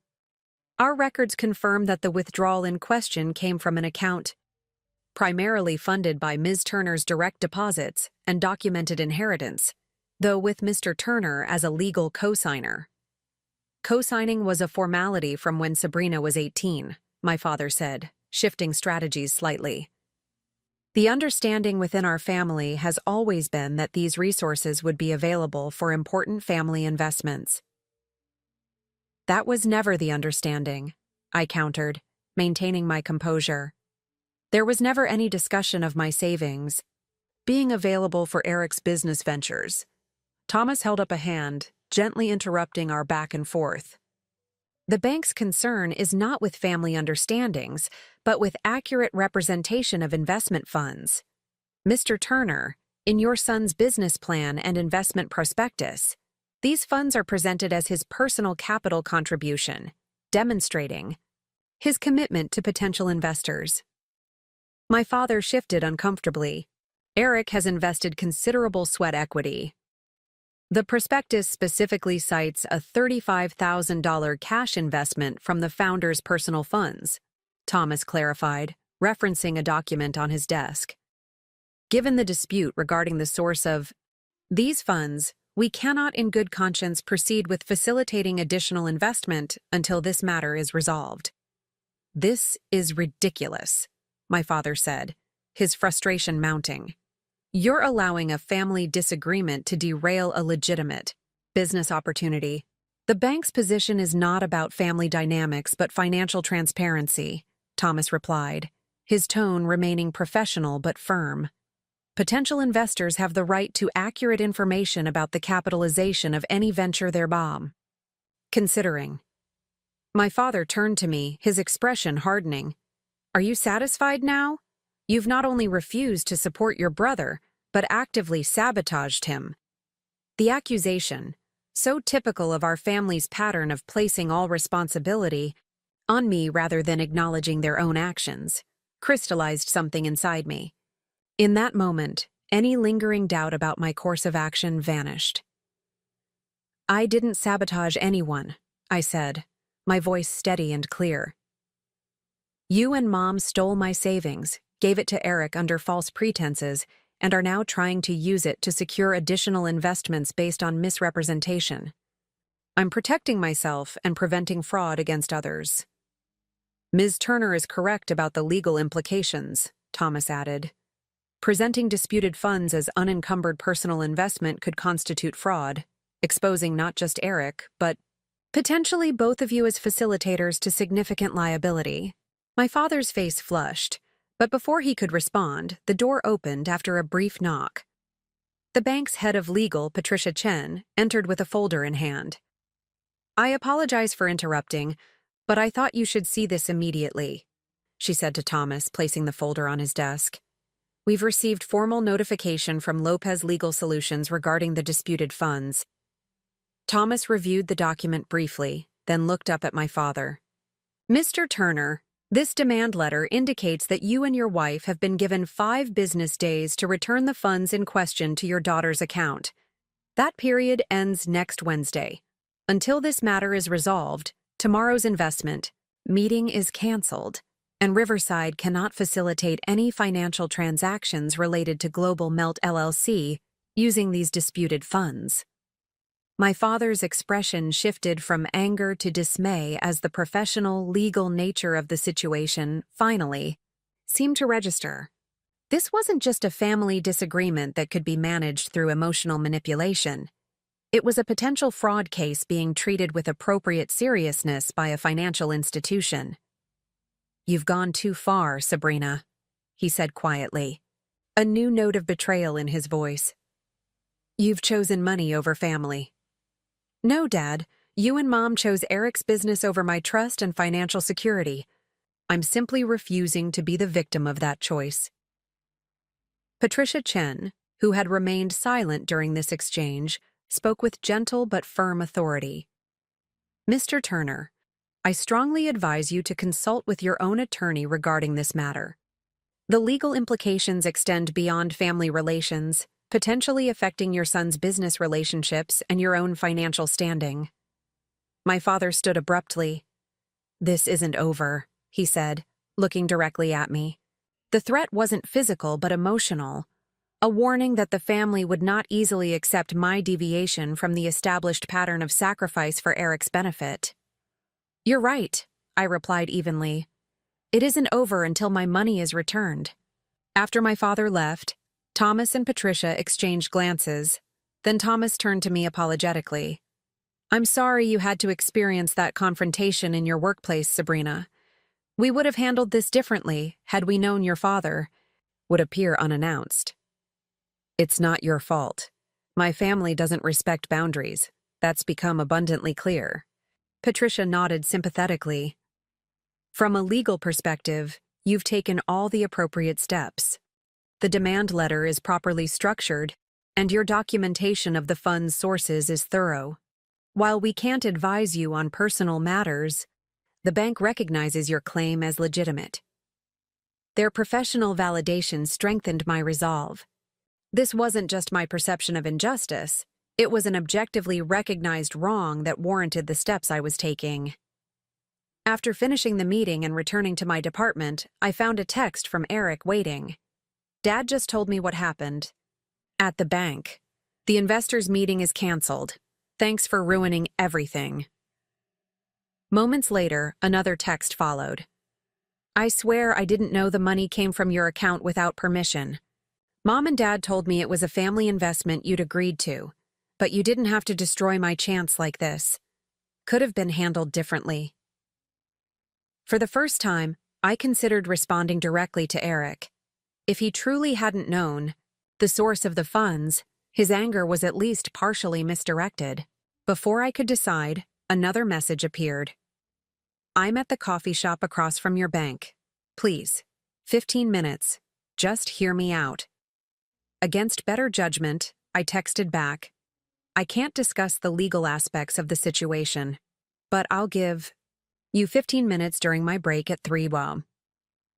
Immediately after sending this, I forwarded the exchange to Vanessa with an explanation of my decision. Her response was quick, but measured. I advise against meeting alone, but I understand the personal dimension. Meet only in the public coffee shop, keep the conversation factual rather than emotional, and end the meeting immediately if he becomes hostile or manipulative. Remember, anything you say could be used in future legal proceedings. When I entered the coffee shop at 3:00, Eric was already there, occupying a table in the corner. He looked different from the triumphant entrepreneur in his social media photos, tired, stressed, and noticeably angry. I ordered a tea before joining him, giving myself a moment to center my thoughts. 15 minutes, I said, sitting across from him and placing my phone face up on the table, the time displayed clearly. I'm listening. You could have come to me directly, he began, his tone accusatory. Instead, you went nuclear. Lawyers? Bank notifications canceling my investors' meeting. Do you have any idea how damaging this is to my business reputation? I took a careful sip of tea before responding. Eric, Mom and Dad took my money without permission. I discovered it by accident when trying to buy a house. When confronted, they refused to return it and tried to withdraw more. What would your response have been in my position? I would have talked to family first, not immediately involved lawyers and bankers. I did talk to Mom. She justified taking my money because you needed it more than I did. Dad tried to empty my investment account after I discovered the initial theft. At what point should I have continued just talking while they took everything I've worked for? Eric's expression flickered, some of his righteous indignation faltering. I didn't know they took it without asking you. They told me you had agreed to invest in the business as part of a family support package. And you believed that? After how hard I've worked to save for a house. I thought maybe you'd decided to help me first, then buy your house later. He ran a hand through his hair, frustration evident. Look, I'm not defending what they did. But you're punishing me for their actions. I'm not punishing anyone. I'm recovering my stolen savings and preventing fraud against potential investors who would be misled about the source of your startup capital. I can get other funding, Eric insisted. Just give me time to arrange it before blocking the current investment. The truck is purchased, equipment installed. I'm scheduled to open in 3 weeks. If investors pull out now because of this dispute, everything collapses. For a moment, I felt the familiar pull of family obligation, the pressure to accommodate, to find a solution that protected Eric from consequences. Then I remembered the calculated way my parents had checked my account balances for months before taking the money, the casual dismissal of my financial security, the immediate attempt to drain more funds when confronted. The solution is simple, I said. Return my money, all of it, immediately. Then secure legitimate funding based on honest representations. I can't just produce $35,000 out of nowhere. Eric's voice rose slightly, drawing glances from nearby patrons. He lowered it with visible effort. The money is invested in the truck and equipment. Then sell the truck, or have mom and dad mortgage their house, or find actual investors who know the truth about your capital situation. The point is, solving. Your funding problem can't come at the expense of my savings. Eric stared at me, a new calculation visible in his expression. What if we make it official? Convert the money into a formal investment or loan with proper documentation? You'd get repayment with interest, plus a small ownership stake. The offer was tempting in its apparent reasonableness, a way to resolve the situation without forcing a sale of the truck or continued legal conflict. But it still fundamentally accepted the initial theft as a starting point, merely regularizing it after the fact. No, I said after a moment's consideration. That would legitimize how this money was obtained in the first place. I'm not interested in becoming an involuntary investor in your business, Eric. I want my savings returned, in full, as demanded in the legal notice. So it's all or nothing. No compromise? Returning stolen property isn't a compromise situation. It's the bare minimum requirement for moving forward. Eric's expression hardened. You know mom and dad don't have that kind of money liquid. And forcing me to sell the truck now means taking a massive loss, probably bankruptcy before I even get started. Those are consequences of their actions, not my problem to solve. Easy for you to say when you're not the one whose dream is being destroyed. The familiar accusation in his tone, that I was the heartless pragmatist reigning on his creative visions, grated on nerves raw from years of similar characterizations. My dream of home ownership was destroyed when they emptied my account, I countered. Where was your concern for that? Eric fell silent, perhaps finally registering the reality of what had been taken from me. After a moment, he asked in a quieter voice, What happens if the money isn't returned by the deadline? In the letter? My attorney files a civil lawsuit against mom and dad. We pursue legal remedies including potential liens against their assets. The bank continues blocking any investment activities related to misrepresented funds, and I file a police report regarding the theft. You'd really do that to our parents? Criminal charges? They stole $35,000 from me, Eric. What would you call it? Our 15 minutes had elapsed, but neither of us moved to end the conversation.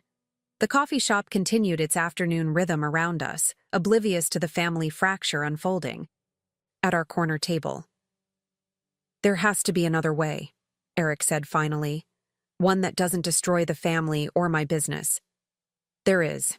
Return my money by Wednesday. How you and our parents arrange that is up to you, but it needs to happen. As I gathered my things to leave, Eric reached across the table, not quite touching my arm. Sabrina, wait. I'll talk to mom and dad tonight. See if we can figure something out. Just don't file anything else until Wednesday, please. I considered his request. The demand letter's deadline already provided the exact time frame he was asking for. The timeline stands as stated in the legal notice. I hope you find a solution, Eric. Truly. As I walked back to the bank, I felt an unexpected lightness despite the emotional intensity of the confrontation. For the first time in our adult relationship, I had held firm on my own behalf against Eric's needs and our parents' enabling. The family script had called for me to find a way to accommodate, to be the reasonable one who bent to preserve peace. Instead, I had maintained my boundaries, articulated the harm done to me, and refused to accept responsibility for solving a problem I hadn't created. Whether my money would be returned remained uncertain, but something invaluable had already been recovered, my voice and agency within a family dynamic that had long suppressed both. Tuesday morning arrived with unexpected developments. An email from Vanessa contained a formal communication from my parents' newly retained attorney, Howard Brentwood.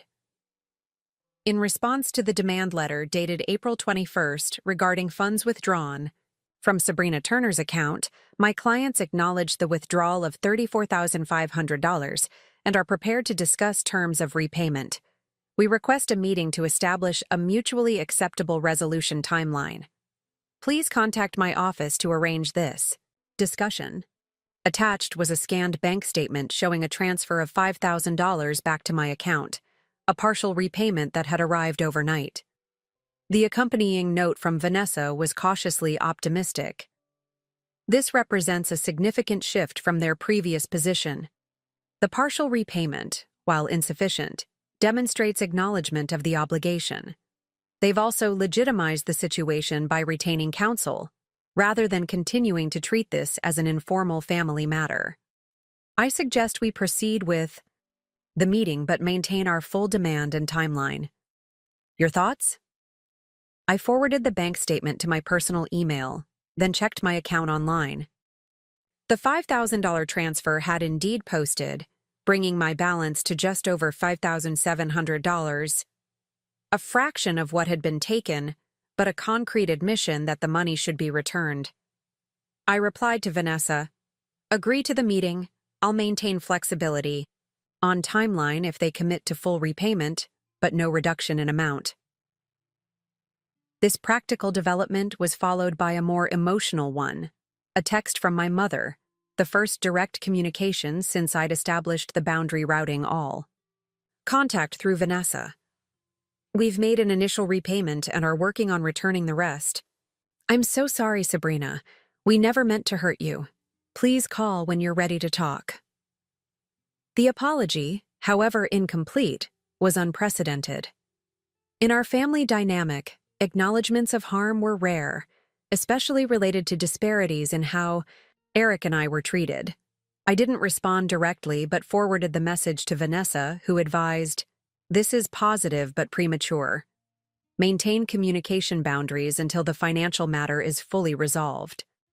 Personal reconciliation, if desired, can follow legal resolution." Her counsel made sense. Despite the temptation to engage with this first expression of regret, the fundamental issue remained unresolved. Emotional reconciliation couldn't precede practical restitution. At work, I maintained my professional focus despite the ongoing personal turmoil. The canceled investors' meeting meant Eric wouldn't be appearing at the bank, eliminating the risk of another workplace confrontation. I threw myself into my analysis projects, finding refuge in the orderly world of financial spreadsheets and risk calculations. During lunch, a notification from my banking app indicated another transfer had posted, an additional $7,500 into my account. No accompanying message, just the money appearing with the transfer description, "Partial repayment, RT." My father's initials, $12,500 returned in less than 24 hours. Something had shifted dramatically in my parents' approach. I forwarded the transaction details to Vanessa, who responded, "This is encouraging." They now need to return $22,000 to fulfill the demand. The meeting is scheduled for Thursday at 4 p.m. at our offices. When I left work that evening, I was surprised to find Zoe waiting in the lobby. "Thought you might want company for dinner," she said. "You've been handling a lot alone." Her thoughtfulness brought unexpected emotion to the surface.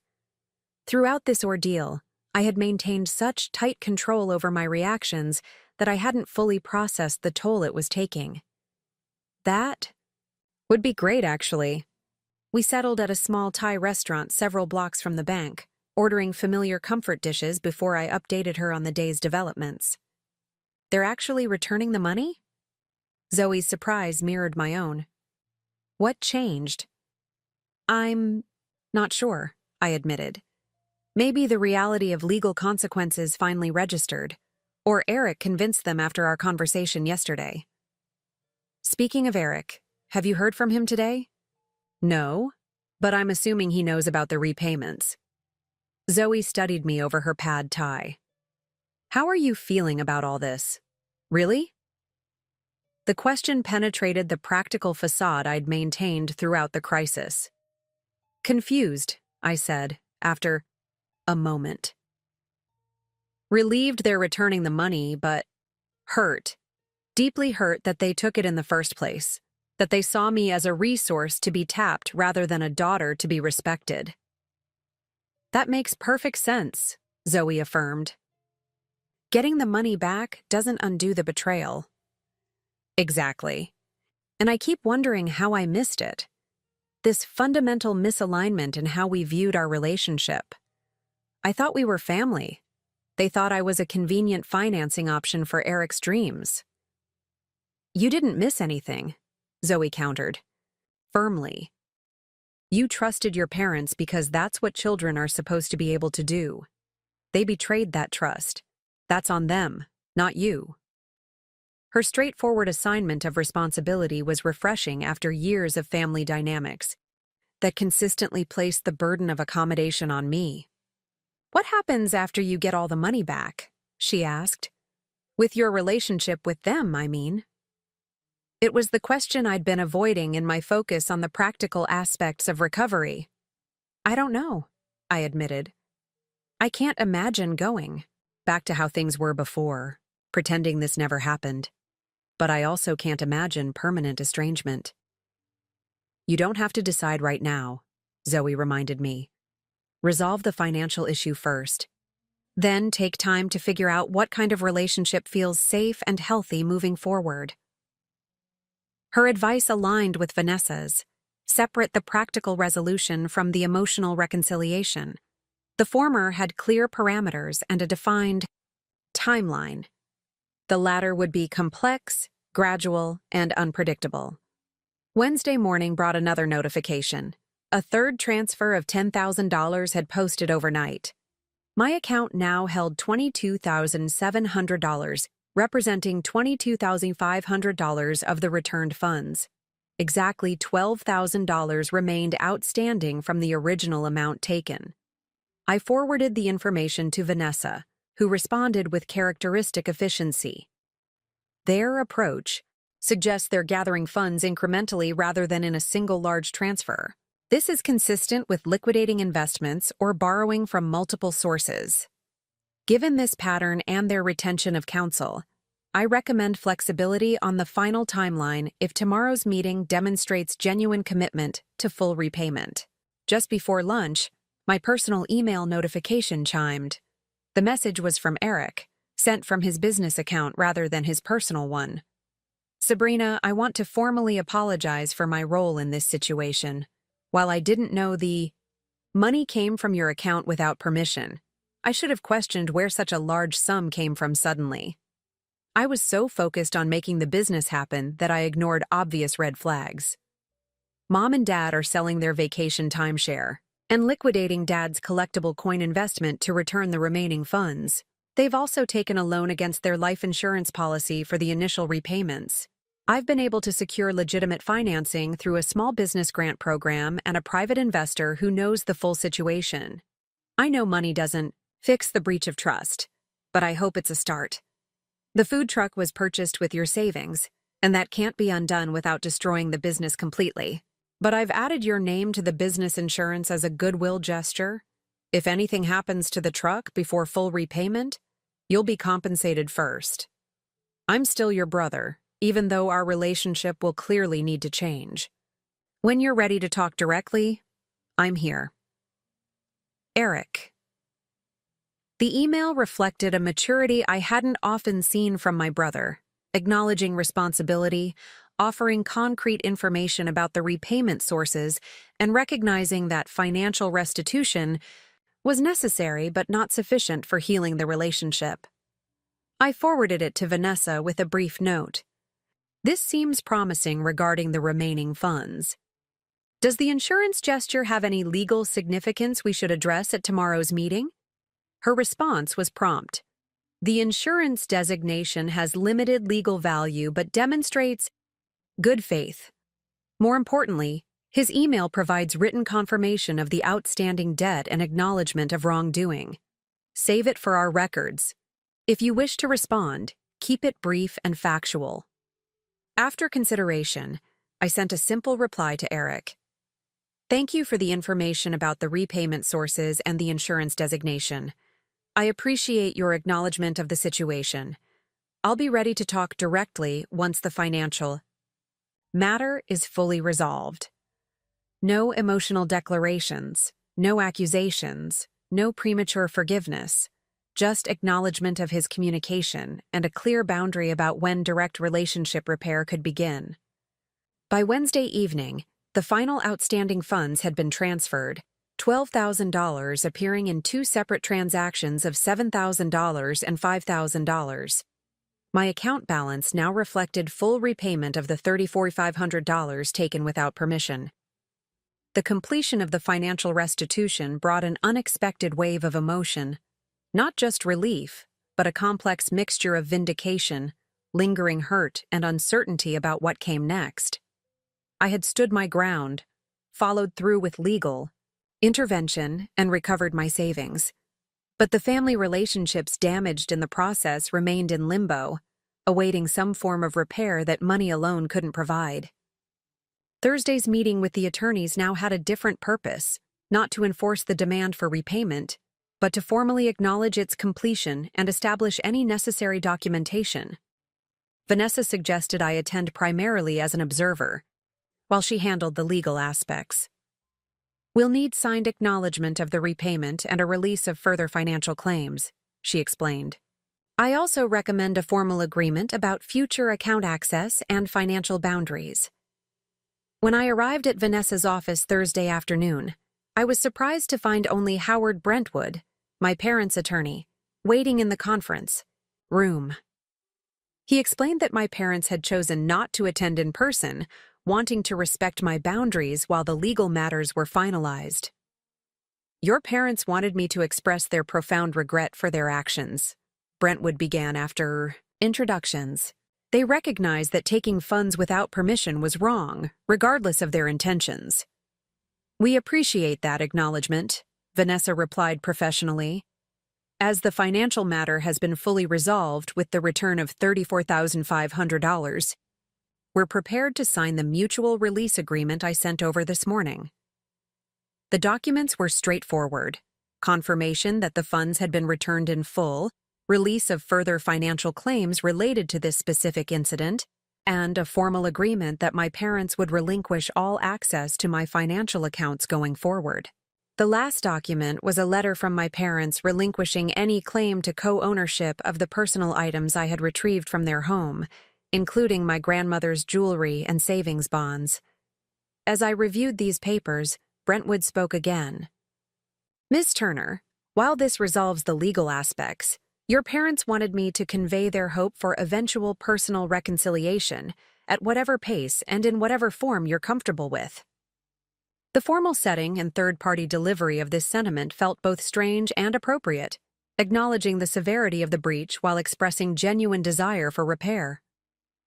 Please tell them I received their message, I replied, matching his professional tone. I'll need time to process everything that's happened, but I don't rule out reconciliation in the future. After signing the documents and receiving copies for my records, I left feeling strangely hollow. The practical victory, complete recovery of my savings, should have brought more satisfaction than it did. Instead, I felt the weight of what remained unresolved. The trust broken, the family mythology exposed, the relationships fundamentally altered. As I drove home, my phone rang with Diane's name displaying on the car's Bluetooth system. I answered, curious about this unusual after hours. Contact from my supervisor? Sabrina, I wanted to let you know that Thomas received notification from Eric that he's withdrawing his loan application from Riverside, she said without preamble. He's apparently secured alternate financing. Yes, he mentioned that in an email, a grant program and private investor. That's good news all around, Diane said, her tone warming. Thomas was impressed with how you handled the situation, by the way. Said you maintained exceptional professionalism throughout a difficult personal matter. The professional validation was unexpectedly meaningful. Thank you for letting me know.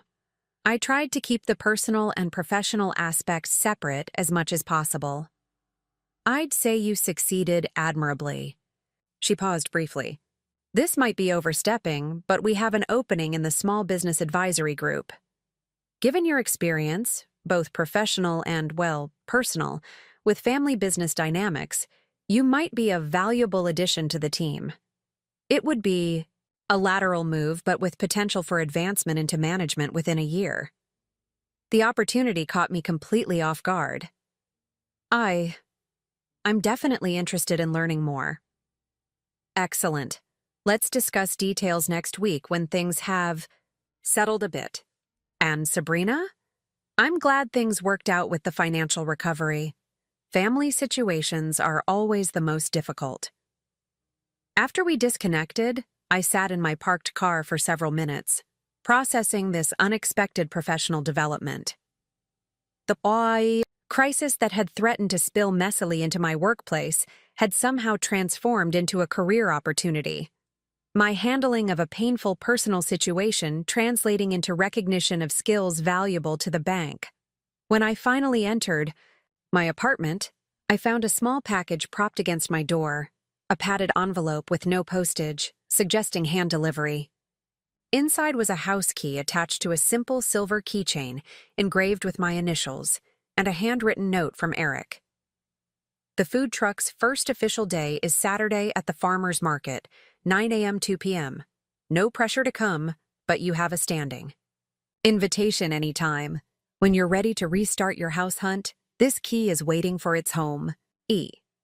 The gesture, simple, symbolic, and notably lacking in emotional manipulation, seemed to represent a potential new dynamic between us.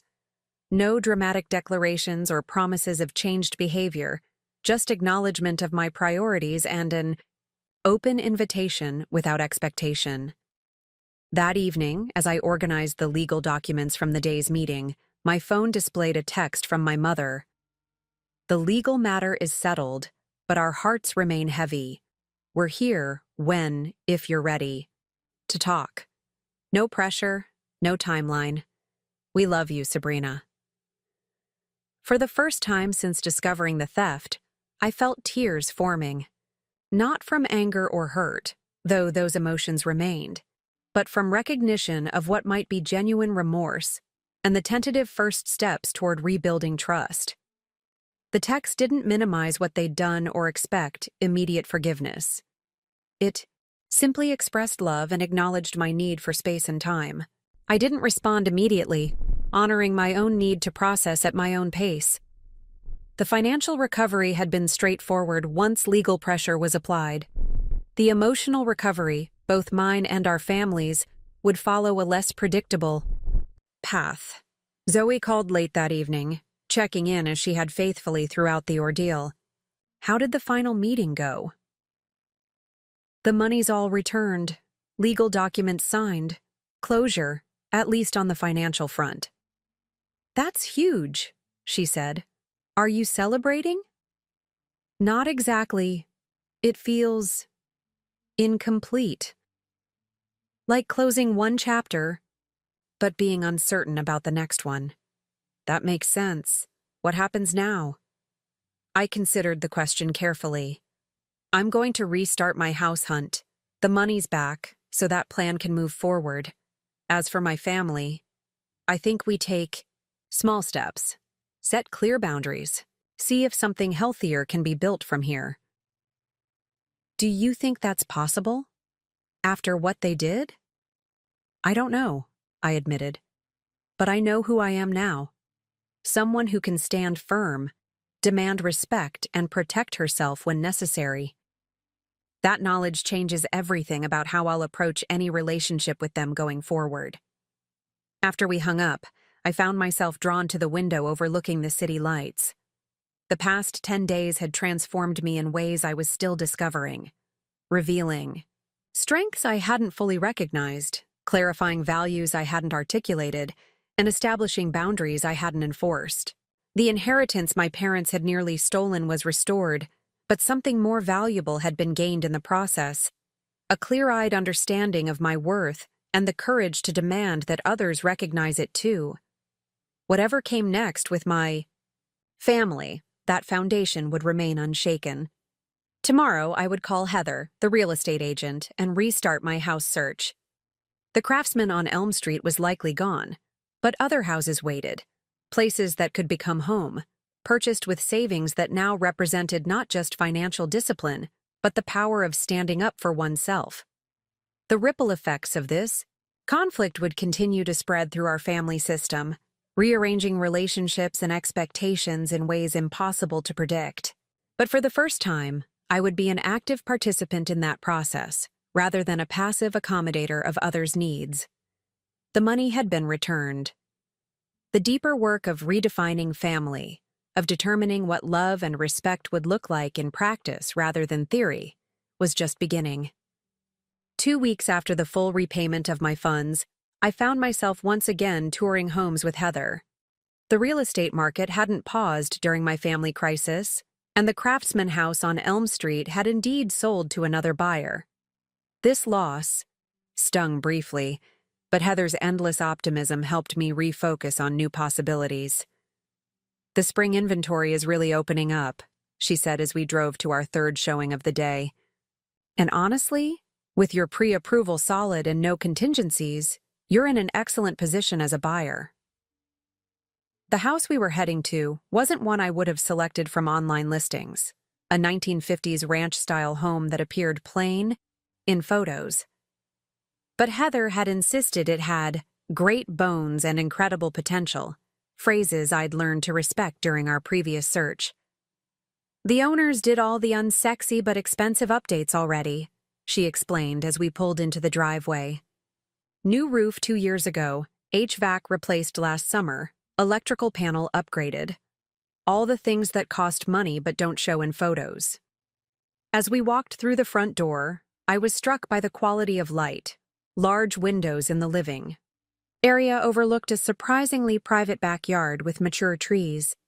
The layout was open and flowing, with hardwood floors beneath worn carpet visible at the edges.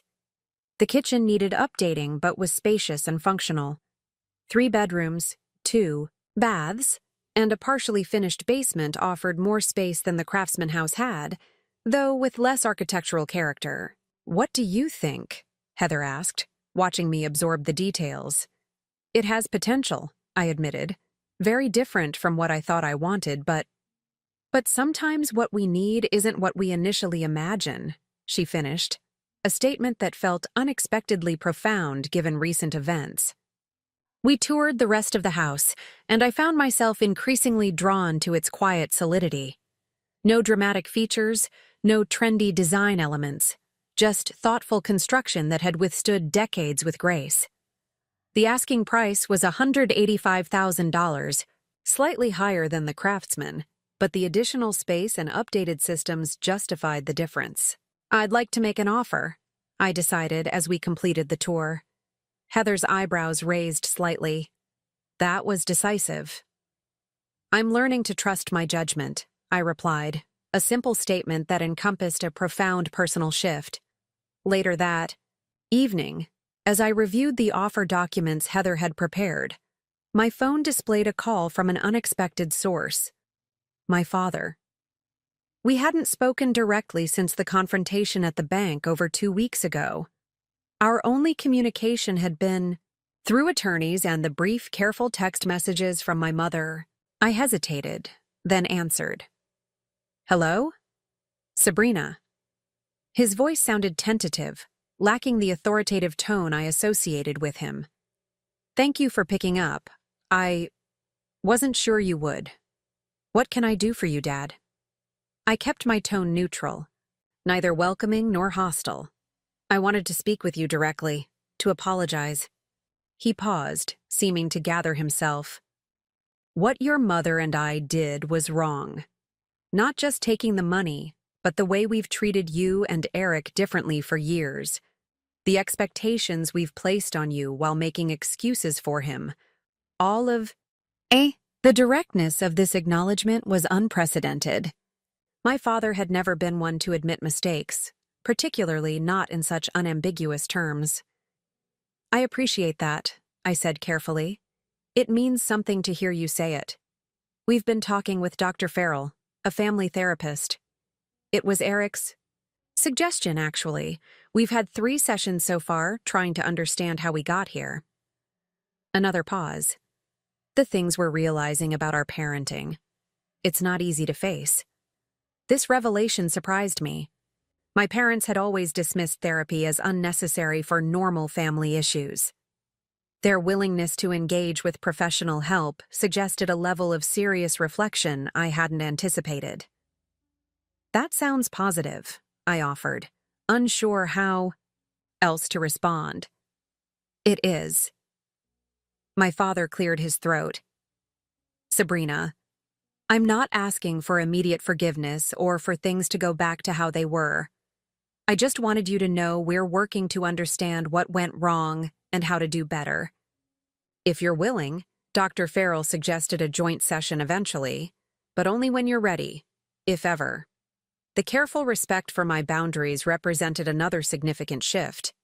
In the past, my parents would have expected immediate reconciliation once an apology, however minimal, had been offered.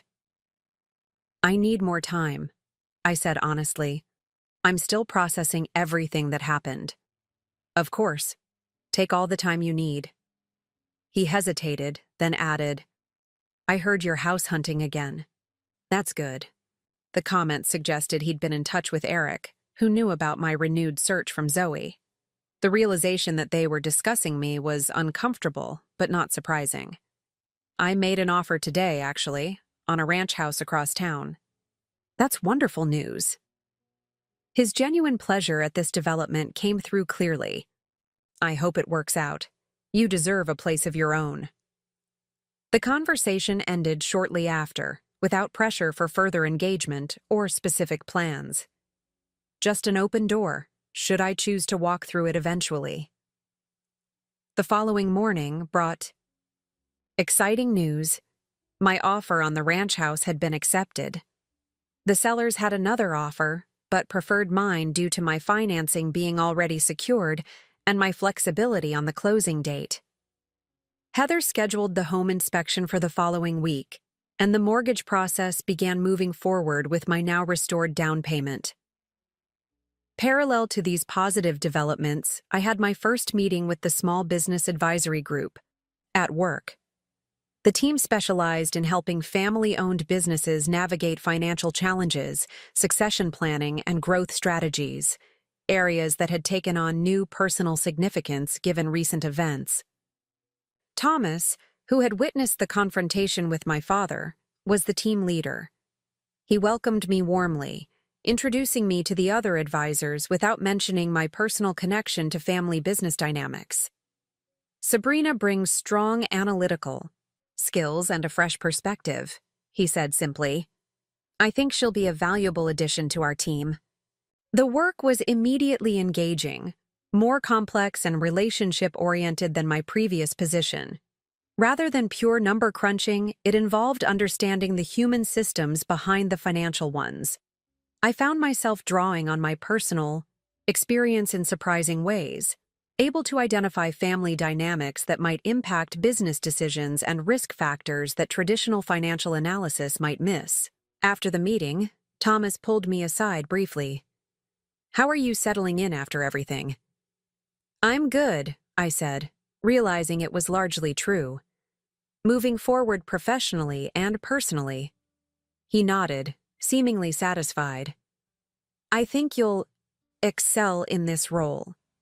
Your experience gives you insights others might miss. My experience getting money stolen by family? I asked with unexpected directness. Thomas didn't flinch at the bluntness. Your experience navigating complex family, financial dynamics, and finding constructive resolutions. Not everyone could have handled that situation as effectively as you did. His framing helped me see my ordeal as something potentially valuable rather than merely traumatic. A perspective shift I hadn't fully considered before.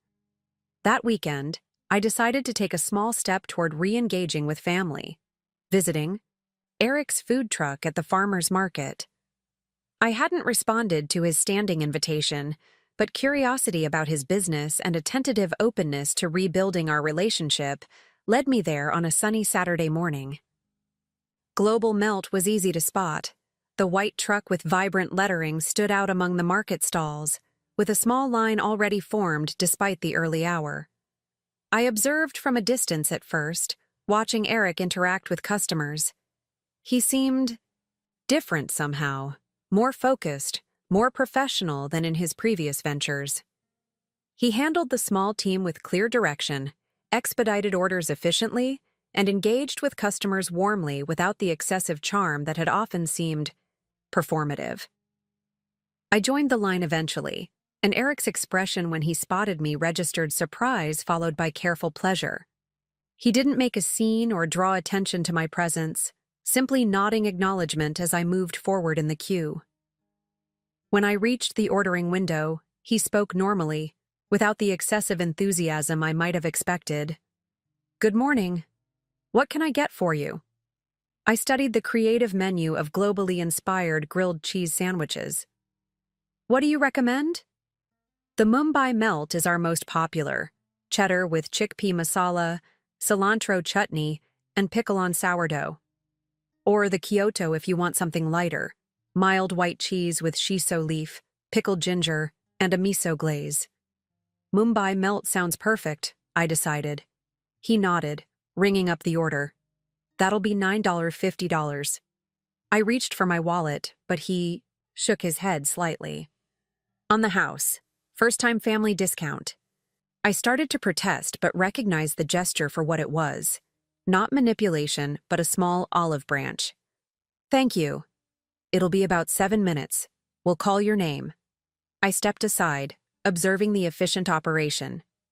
The truck's interior gleamed with professional equipment, and the small team worked with well-rehearsed coordination.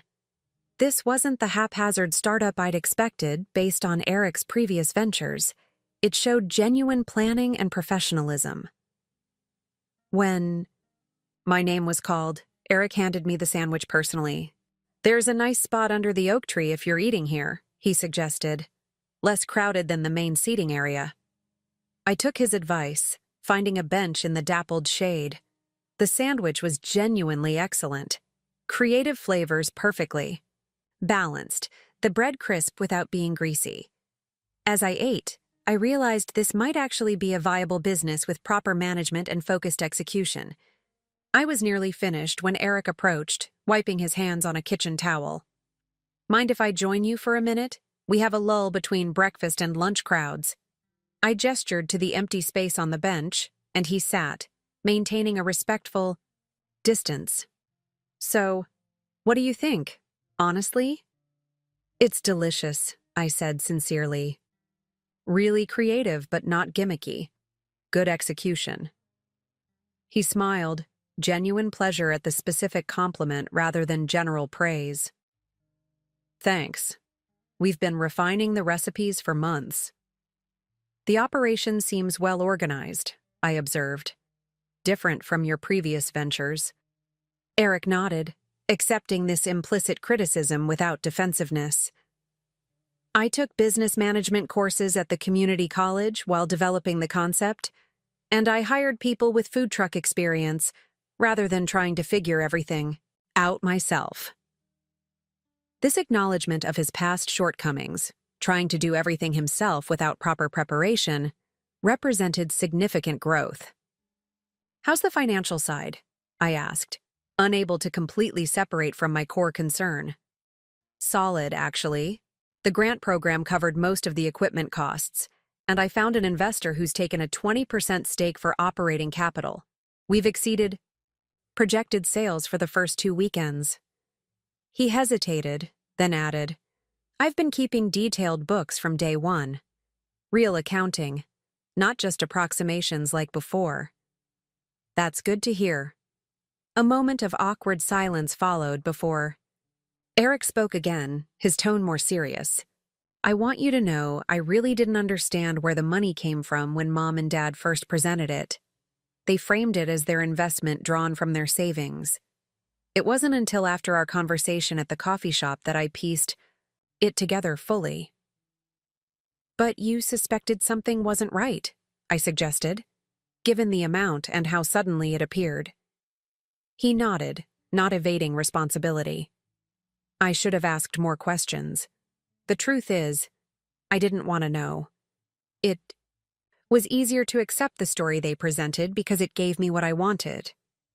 This honest self-assessment impressed me more than elaborate apologies would have. We both enabled different aspects of the family dynamic for a long time.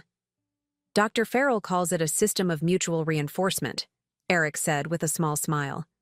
Mom and Dad created the golden child, responsible child dynamic, but we both played our assigned roles. You've been seeing the therapist too? Weekly, plus the family sessions with Mom and Dad. Lots to unpack about how I developed this pattern of grand ideas without follow-through, and the expectation that someone would always bail me out. His willingness to examine his own contributions to the family dysfunction rather than simply blaming our parents showed maturity I hadn't previously associated with him. I should get back, he said, glancing at his watch. The lunch rush will start soon, but Sabrina, thanks for coming.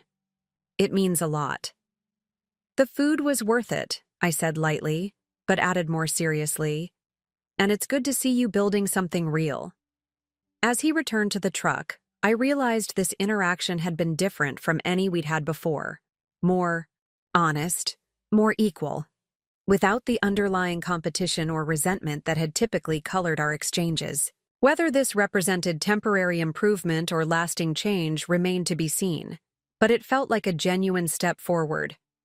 The following week brought the home inspection on the ranch house, which revealed only minor issues easily addressed before closing. The mortgage approval process moved forward smoothly, with my loan officer commenting on the strength of my application given my substantial down payment and excellent credit history. You're looking at closing in about 30 days, she informed me.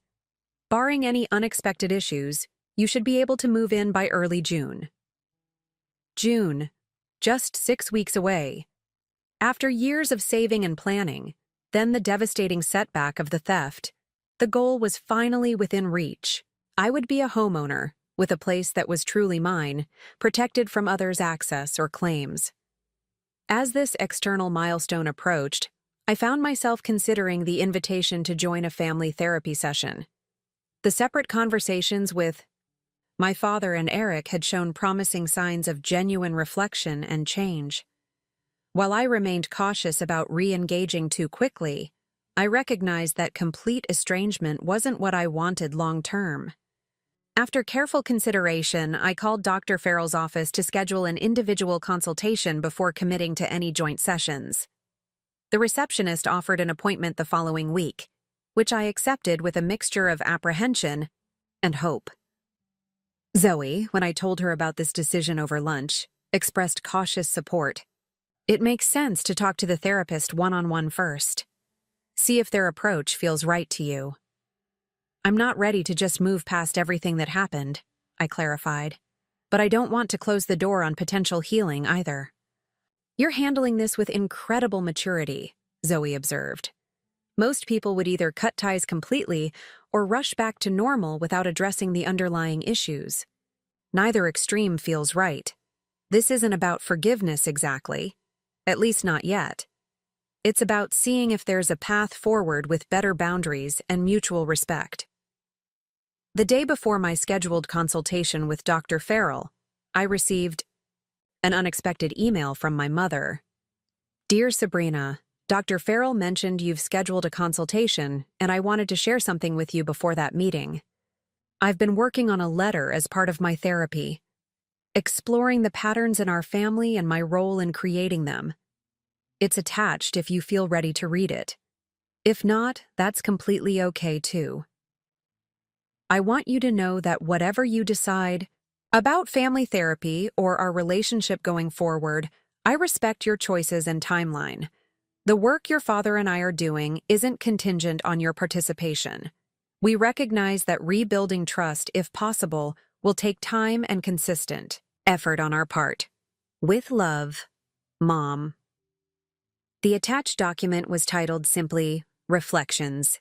I hesitated before opening it, uncertain whether I was emotionally prepared for its contents.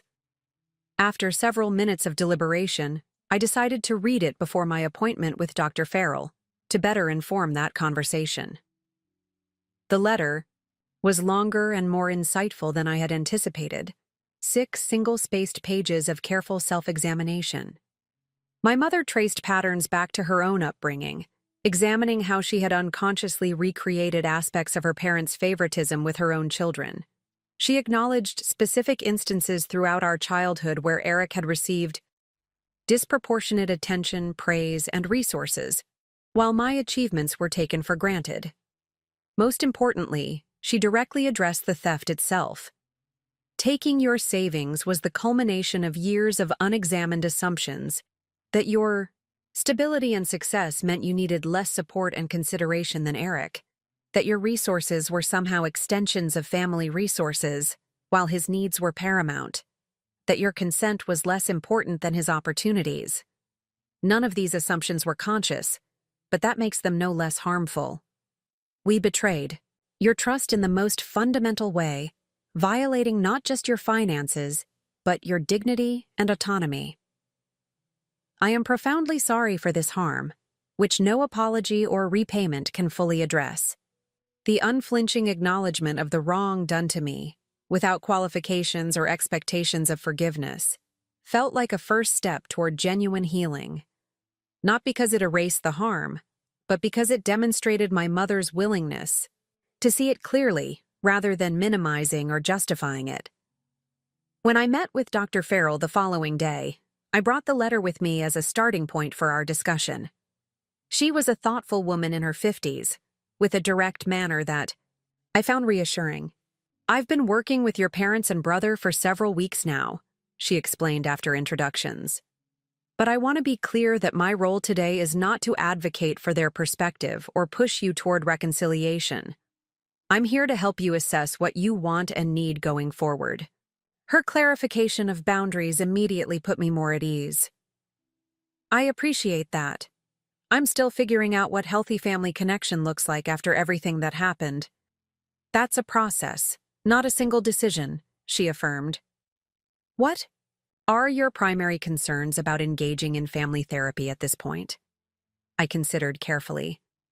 "I worry about slipping back into old patterns, being the accommodating one who's expected to forgive and move on while underlying issues remain unaddressed. I also worry that any progress they've shown might be temporary, motivated by the shock of legal consequences rather than genuine change." Dr. Farrell nodded. "Those are valid concerns. Family systems resist change, often pulling members back into established roles even after apparent breakthroughs. It's why sustained effort is necessary."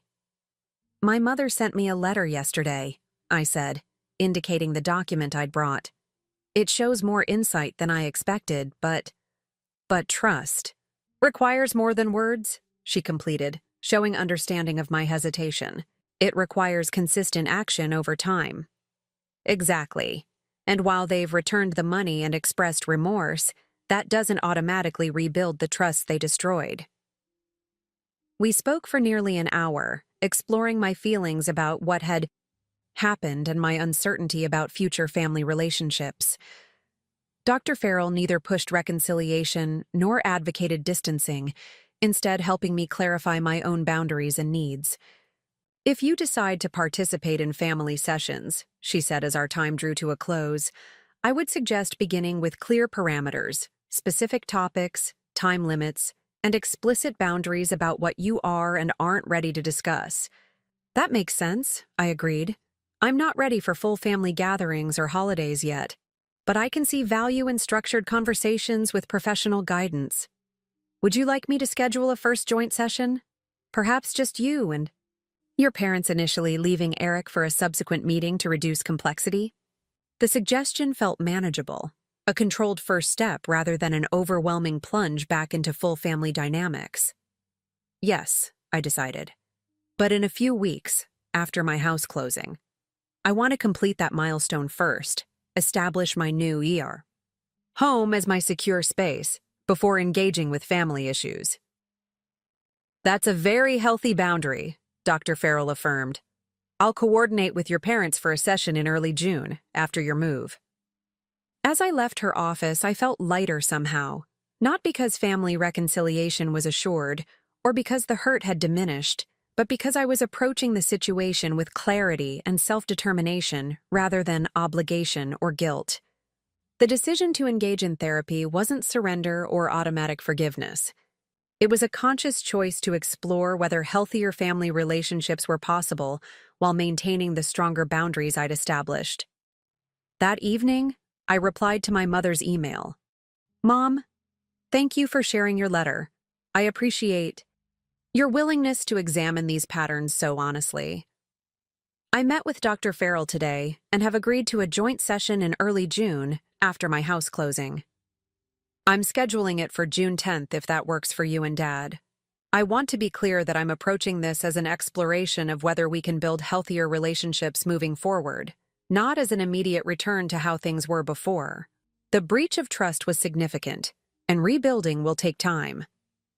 Sabrina. Her response came within the hour. June 10th works perfectly. We understand this is just a beginning, not an immediate restoration. Thank you for being willing to take even this step. Your new boundaries are not just appropriate but necessary, and we respect them completely. We look forward to seeing you then, on whatever terms you're comfortable with. As May progressed, my focus shifted to the practical aspects of becoming a homeowner. The mortgage process completed smoothly, inspections and appraisals confirmed. The property's value and the closing date was set for June 2nd. I began packing my apartment, donating items I no longer needed, and carefully organizing those I would bring to my new home. Throughout this process, I maintained limited but cordial communication with my family. Brief text exchanges about practical matters, an occasional update on the house progress, but no pretense that everything had returned to normal. Eric sent photos of his food truck's growing success, including a feature in the local newspaper's New Business Spotlight. My parents respected my boundaries, neither pushing for more engagement nor withdrawing completely. The rebuilding phase wasn't just about my family relationships, but about constructing a new life foundation. One based on clearer boundaries, stronger self-advocacy, and the physical security of my own home. The house represented not just a financial investment, but a symbol of reclaimed independence and self-determination. As closing day approached, I found myself reflecting on how different this moment felt from my initial house hunting experience just 2 months earlier. Then I had been the dutiful daughter who had never questioned her family's support or intentions. Now, I was someone who had faced betrayal, fought for her rights, and emerged with both her savings and a stronger sense of self. The money had been recovered, but something more valuable had been gained in the process. A clear understanding of my worth and the courage to protect it, regardless of who challenged it. That foundation would support whatever came next, whether in my new home or in the careful reconstruction of family bonds on more equal, respectful terms. June 2nd arrived with perfect early summer weather, clear blue skies and mild temperatures, ideal for a moving day. The closing process that morning was remarkably straightforward, a series of signatures culminating in the moment when the attorney handed me the keys to my new home.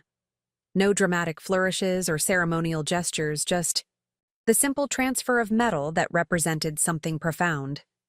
This place was mine, secured through my own persistence and determination. Zoe and 3 other friends formed my moving crew, efficiently transporting boxes and furniture from my apartment to the ranch house throughout the afternoon. The moving van I'd rented was less than half filled. Years of apartment living had kept my possessions minimal and practical. "This place has great energy," Zoe commented as we arranged my living room furniture. "Solid. Unassuming but confident. Kind of like you." The observation made me smile. I hadn't thought of it that way, but you're right. It's not trying to be something it's not. By early evening, the essential unpacking was complete. My bedroom was fully functional, the kitchen organized enough for basic meals, and the living room arranged for comfort rather than perfection. My friends departed with promises to return for a proper housewarming once I was more settled, leaving me alone in my new home for the first night. The silence felt different from my apartment, deeper, more encompassing, but also more peaceful. I walked through each room slowly, running my hands along walls that now belonged to me, mentally planning paint colors and minor renovations. In the master bedroom, I adjusted my grandmother's jewelry box on the dresser, a tangible connection to family heritage now secured in my own space. As I prepared for sleep that first night, my phone chimed with a text from my mother. "Congratulations on your new home. This achievement is entirely yours and we're so proud of you. Sleep well in your new space." The message was perfectly calibrated, acknowledging the milestone without inserting herself into it, expressing pride without claiming credit, and respecting the boundary that this moment belonged to me alone. I appreciated both the sentiment and the restraint it demonstrated. "Thank you," I replied simply, a small but meaningful exchange that would have been unimaginable just weeks earlier. The following days brought the gradual process of making the house truly mine. I painted the kitchen a warm butter yellow, replaced dated light fixtures with simple modern alternatives, and invested in new curtains that maximized the natural light I'd found so appealing during my first viewing. The work was satisfying, transformative but measured, improving without erasing the home's inherent character. As the June 10th therapy session approached, I found myself experiencing unexpected anxiety. The controlled, limited communications with my family had been manageable, but the prospect of face-to-face interaction in the emotionally charged context of therapy felt more challenging. Dr. Farrell had suggested a specific focus for this first session, establishing shared understanding of what had happened and the impact it had caused, without yet moving to resolution or future planning. "The goal isn't reconciliation in a single session," she'd explained during a brief phone call, confirming the appointment. "It's creating a foundation of honest communication that might eventually support rebuilding trust." The morning of the session, I deliberately wore an outfit that made me feel confident and professional. Dark jeans, a structured blazer over a simple blouse, and the pearl earrings that had been part of my grandmother's jewelry collection. Not formal enough to create distance, but polished enough to reinforce that this wasn't a casual family gathering. Dr. Farrell's office featured a comfortable consultation room with natural lighting and seating arranged to avoid direct confrontation. Armchairs, positioned at comfortable angles rather than facing directly across from each other. My parents arrived just before I did, looking both nervous and determined. My mother wore a conservative dress I hadn't seen before, while my father had chosen business casual attire rather than his usual weekend polo shirt. "Thank you all for being here," Dr. Farrell began after brief greetings. "I want to establish some guidelines for today's session.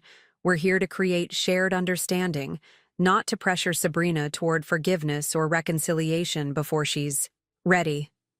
Everyone will have uninterrupted time to speak about their experience, and I ask that you listen without defending or explaining while others are sharing."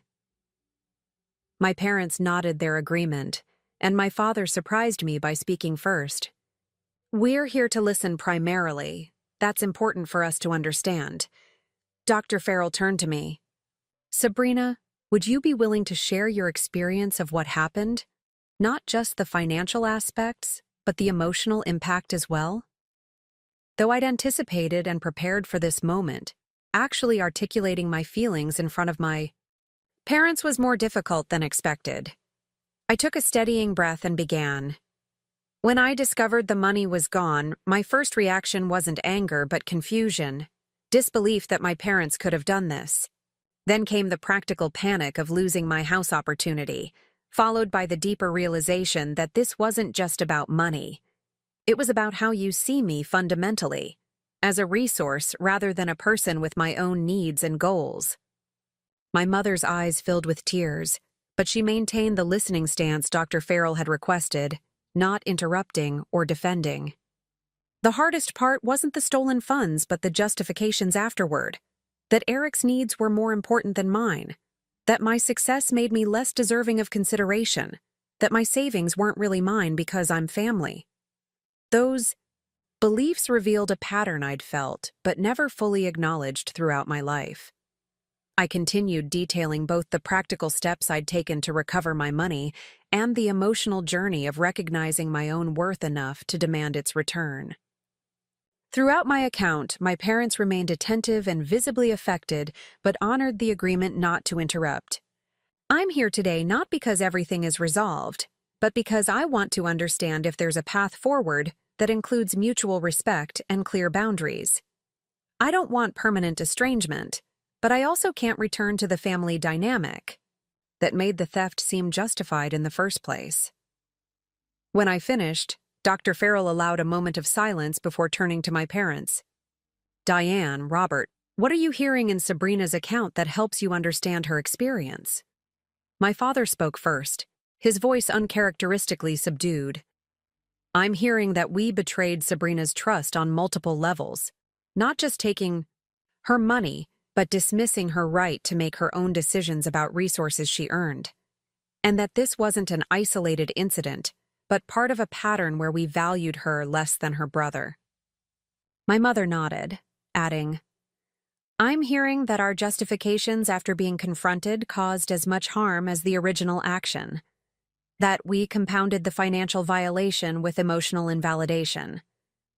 They're accurate reflection of my experience, without defensiveness or minimization, felt like the first genuine step toward potential healing. They weren't just acknowledging what they'd done, but truly understanding the deeper implications and patterns it represented. Dr. Farrell then invited my parents to share their perspective, not as justification, but as context for understanding how they had reached the point of such a significant breach of trust. My mother spoke first, expanding on themes from her written reflections. Looking back, I can see how we created different standards and expectations for our children from early on. Eric's struggles made him seem more in need of support and attention, while Sabrina's capability became an excuse to expect more from her while giving her less. She looked directly at me for the first time. We came to see your independence not as something to respect, but as something to utilize when convenient. It was wrong in ways I'm only beginning to fully understand. My father's account was more concrete, but equally revealing. When Eric's business plan seemed viable but required substantial capital, we immediately thought of your savings rather than considering other options, selling investments of our own, taking a home equity loan, or simply telling Eric he needed to find legitimate outside funding. The fact that appropriating your money was our first thought rather than our last resort shows how distorted our thinking had become. Their honesty in describing the thought process that led to the theft was both disturbing and valuable, illuminating the family system that had made such a violation possible without recognizing it as such. The financial advisor in me knew it was wrong, my father admitted. If a client had described taking their adult daughter's savings without permission, I would have been appalled.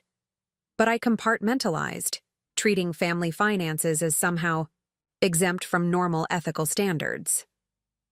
Dr. Farrell guided the conversation skillfully, helping us explore the patterns without allowing blame or defensiveness to derail the process. She occasionally offered observations about family systems and the common dynamics of parentifying responsible children while enabling less functional ones. The golden child, responsible child dynamic you've described is remarkably common, she noted. What's less common is the willingness to recognize and address it directly, particularly after such a significant breach.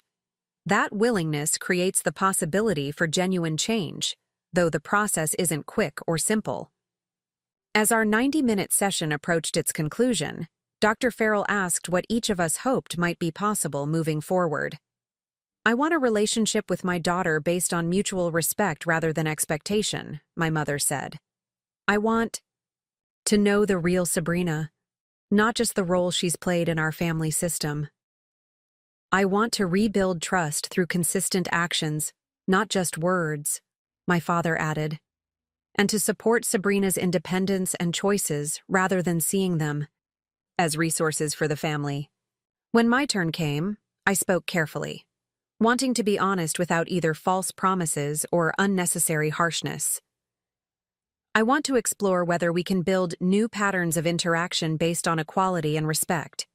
I'm not ready for frequent family gatherings or holidays yet, but I'm open to continuing these structured conversations and gradually rebuilding a relationship that acknowledges rather than repeats the past.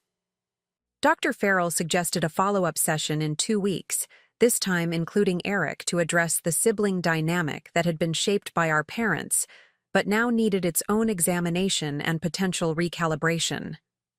As we prepared to leave, my mother hesitated, then asked, "Would it be possible to see photos of your new house sometime?" "Only if you're comfortable sharing, of course."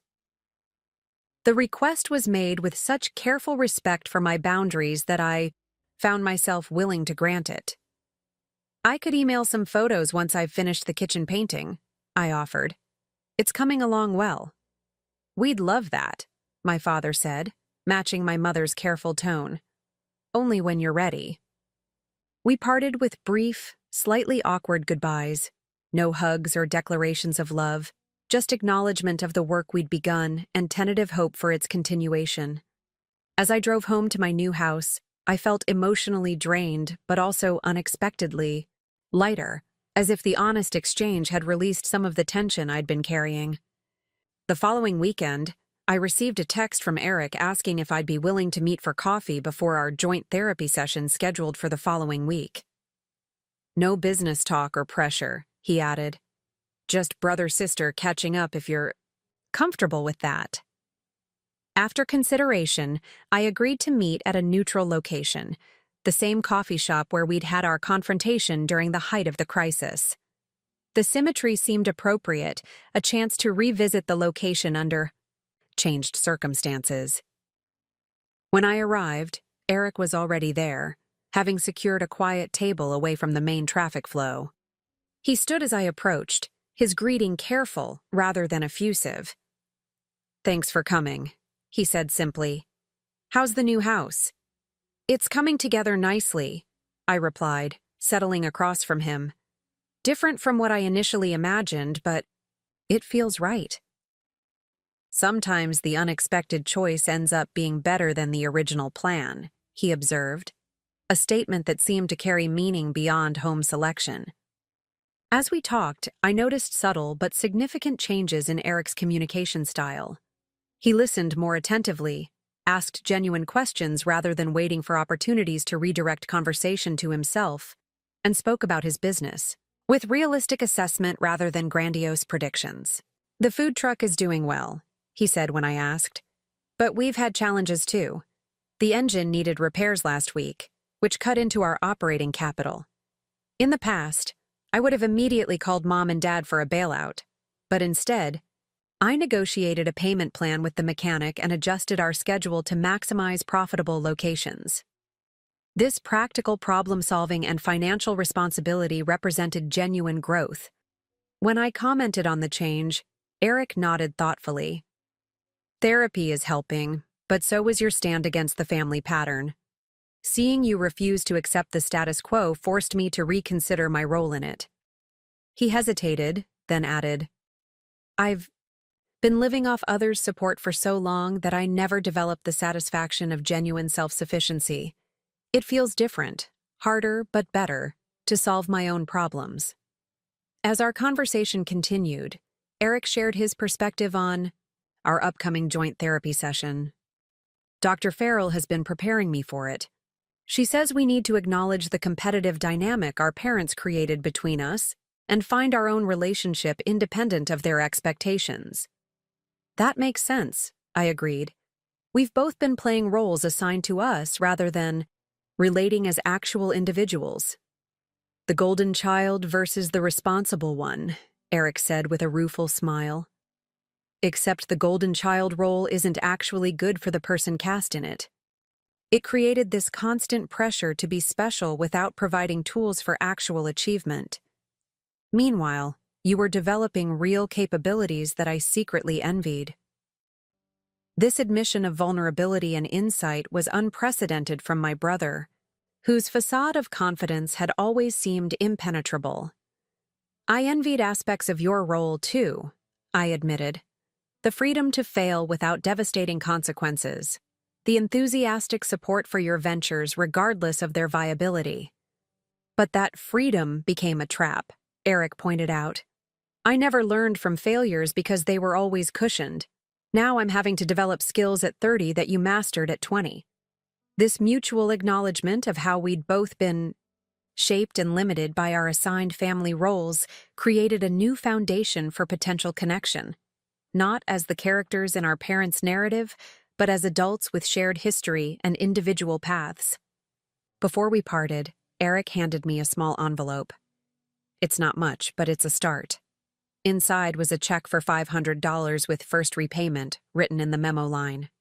I know Mom and Dad returned the full amount, he explained, but some of it benefited me directly through the business. I want to take responsibility for that by repaying my portion personally, even if it takes time. The gesture wasn't about the money, which was indeed a small fraction of what had been taken, but about Eric accepting accountability separate from our parents.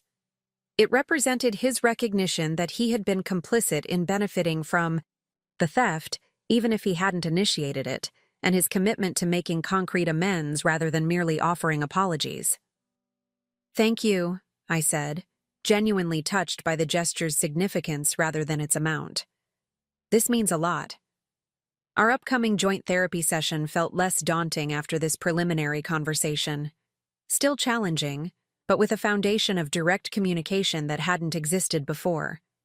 The redemptive quality of these encounters wasn't in erasing what had happened or instantly restoring trust, but in demonstrating genuine efforts toward understanding and change.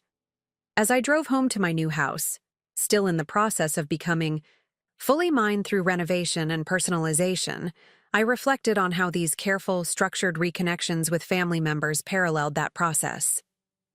The foundation remained, but the interior was being thoughtfully redesigned, removing dysfunctional elements while preserving what was worth saving. The scars of betrayal wouldn't disappear, but perhaps they could become part of a stronger structure, visible. Reminders of past weakness transformed into points of conscious reinforcement. The rebuilding wasn't just of relationships, but of identity within those relationships.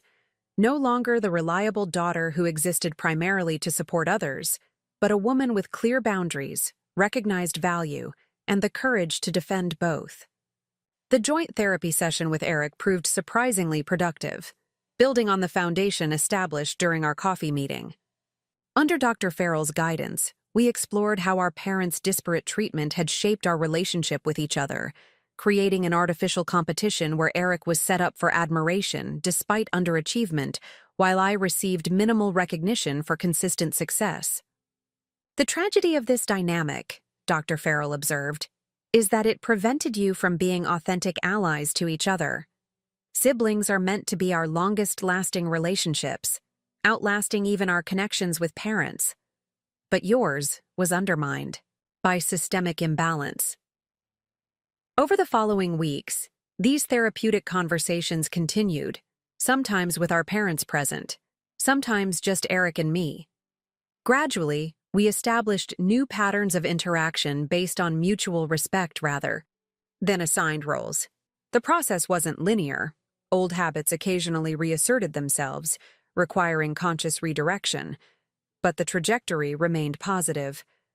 By August, nearly 4 months after the theft discovery, family gatherings had cautiously resumed, though with clear boundaries and expectations.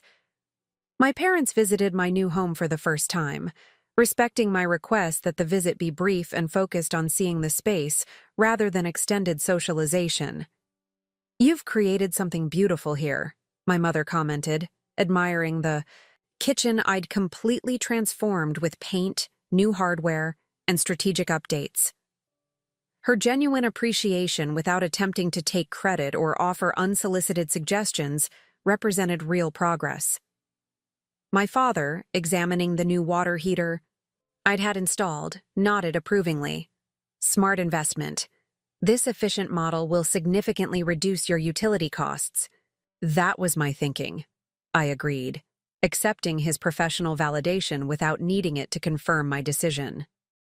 The visit concluded without pressure for extended time or immediate future plans. Just appreciation for being included in this aspect of my life after the serious breach of trust. Eric's food truck business continued to grow steadily, earning a dedicated following and expanding to catering private events. True to his word, he sent me monthly checks, modest but consistent, contributions toward what he viewed as his personal debt for benefiting from my stolen savings. "I don't need the money anymore," I told him during one of our now regular coffee meetings. "The principle matters more than the amount." "It matters to me," he insisted. "It's not about your need, but my accountability. Each payment reminds me to make decisions based on earned resources, not expected bailouts." His perspective showed a maturity that extended beyond our specific situation to his broader approach to life and business.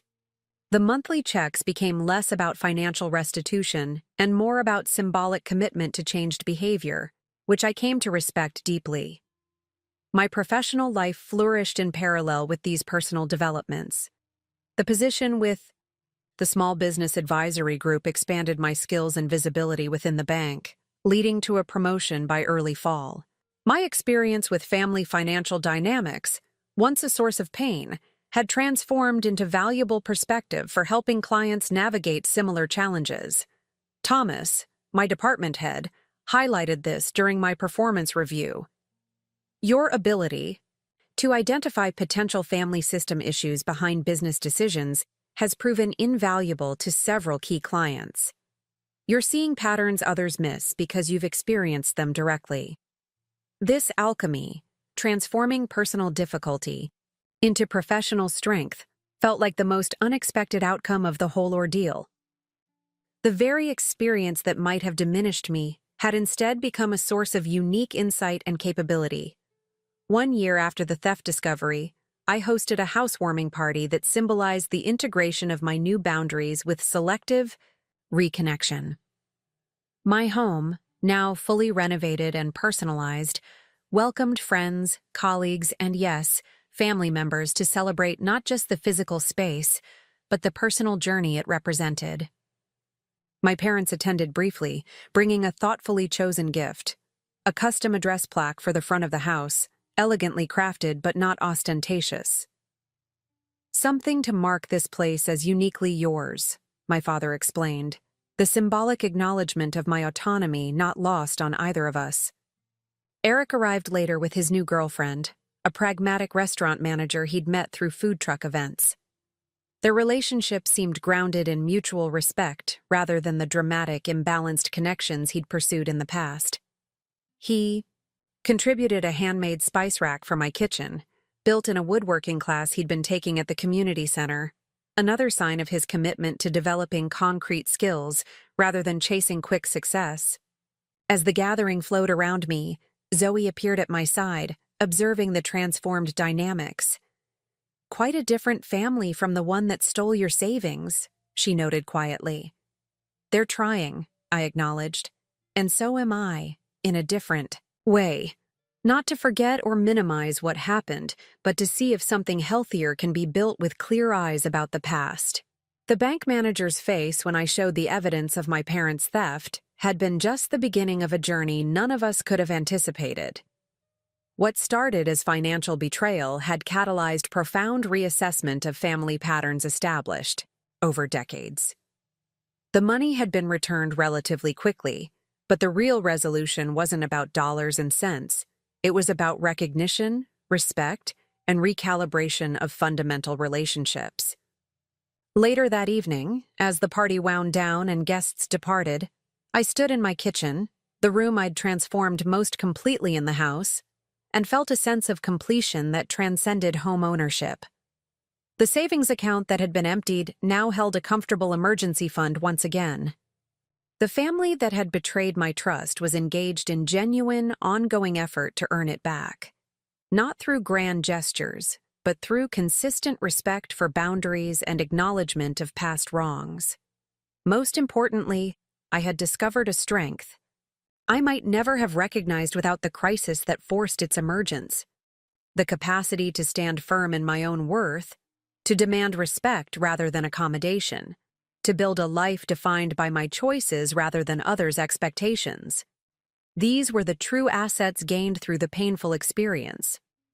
The meaningful resolution wasn't a single moment of forgiveness or reconciliation, but the ongoing process of building something authentic from the ruins of what had been revealed as fundamentally flawed. My parents continued their therapy, both individually and as a couple. Eric steadily developed his business and personal responsibility. I maintained my boundaries while selectively opening doors to new forms of connection. As I placed the last clean glass in the cabinet after the party, I caught sight of my reflection. In the window, confident, centered, uncompromised by others' expectations. The woman who had discovered her parents' betrayal a year ago might have shared my face, but she had yet to discover her voice. The journey from that moment to this one, from victim to advocate, from accommodator to equal participant, represented the most valuable growth of my adult life. The bank manager's shocked expression when I presented evidence of the theft had been a pivotal moment, but the true resolution lay in all that came after: the reclamation not just of money, but of dignity; the establishment not just of boundaries, but of a fundamentally new way of existing within family relationships, and the discovery that sometimes the greatest growth emerges from our most painful challenges. My parents stole $35,000 from my savings for my golden child brother. I'd still say truthfully, but now I could add the more important truth. And in fighting to recover it, I found something far more valuable: my voice, my boundaries, and my power to define relationships on my own terms. That was the meaningful resolution, not the return of funds, but the reclamation of self that no one could ever take from me again. Up next, you've got 2 more standout stories right on your screen. If this one hit the mark, you won't want to pass these up. Just click and check them out. And don't forget to subscribe and turn on the notification bell so you don't miss any upload from us.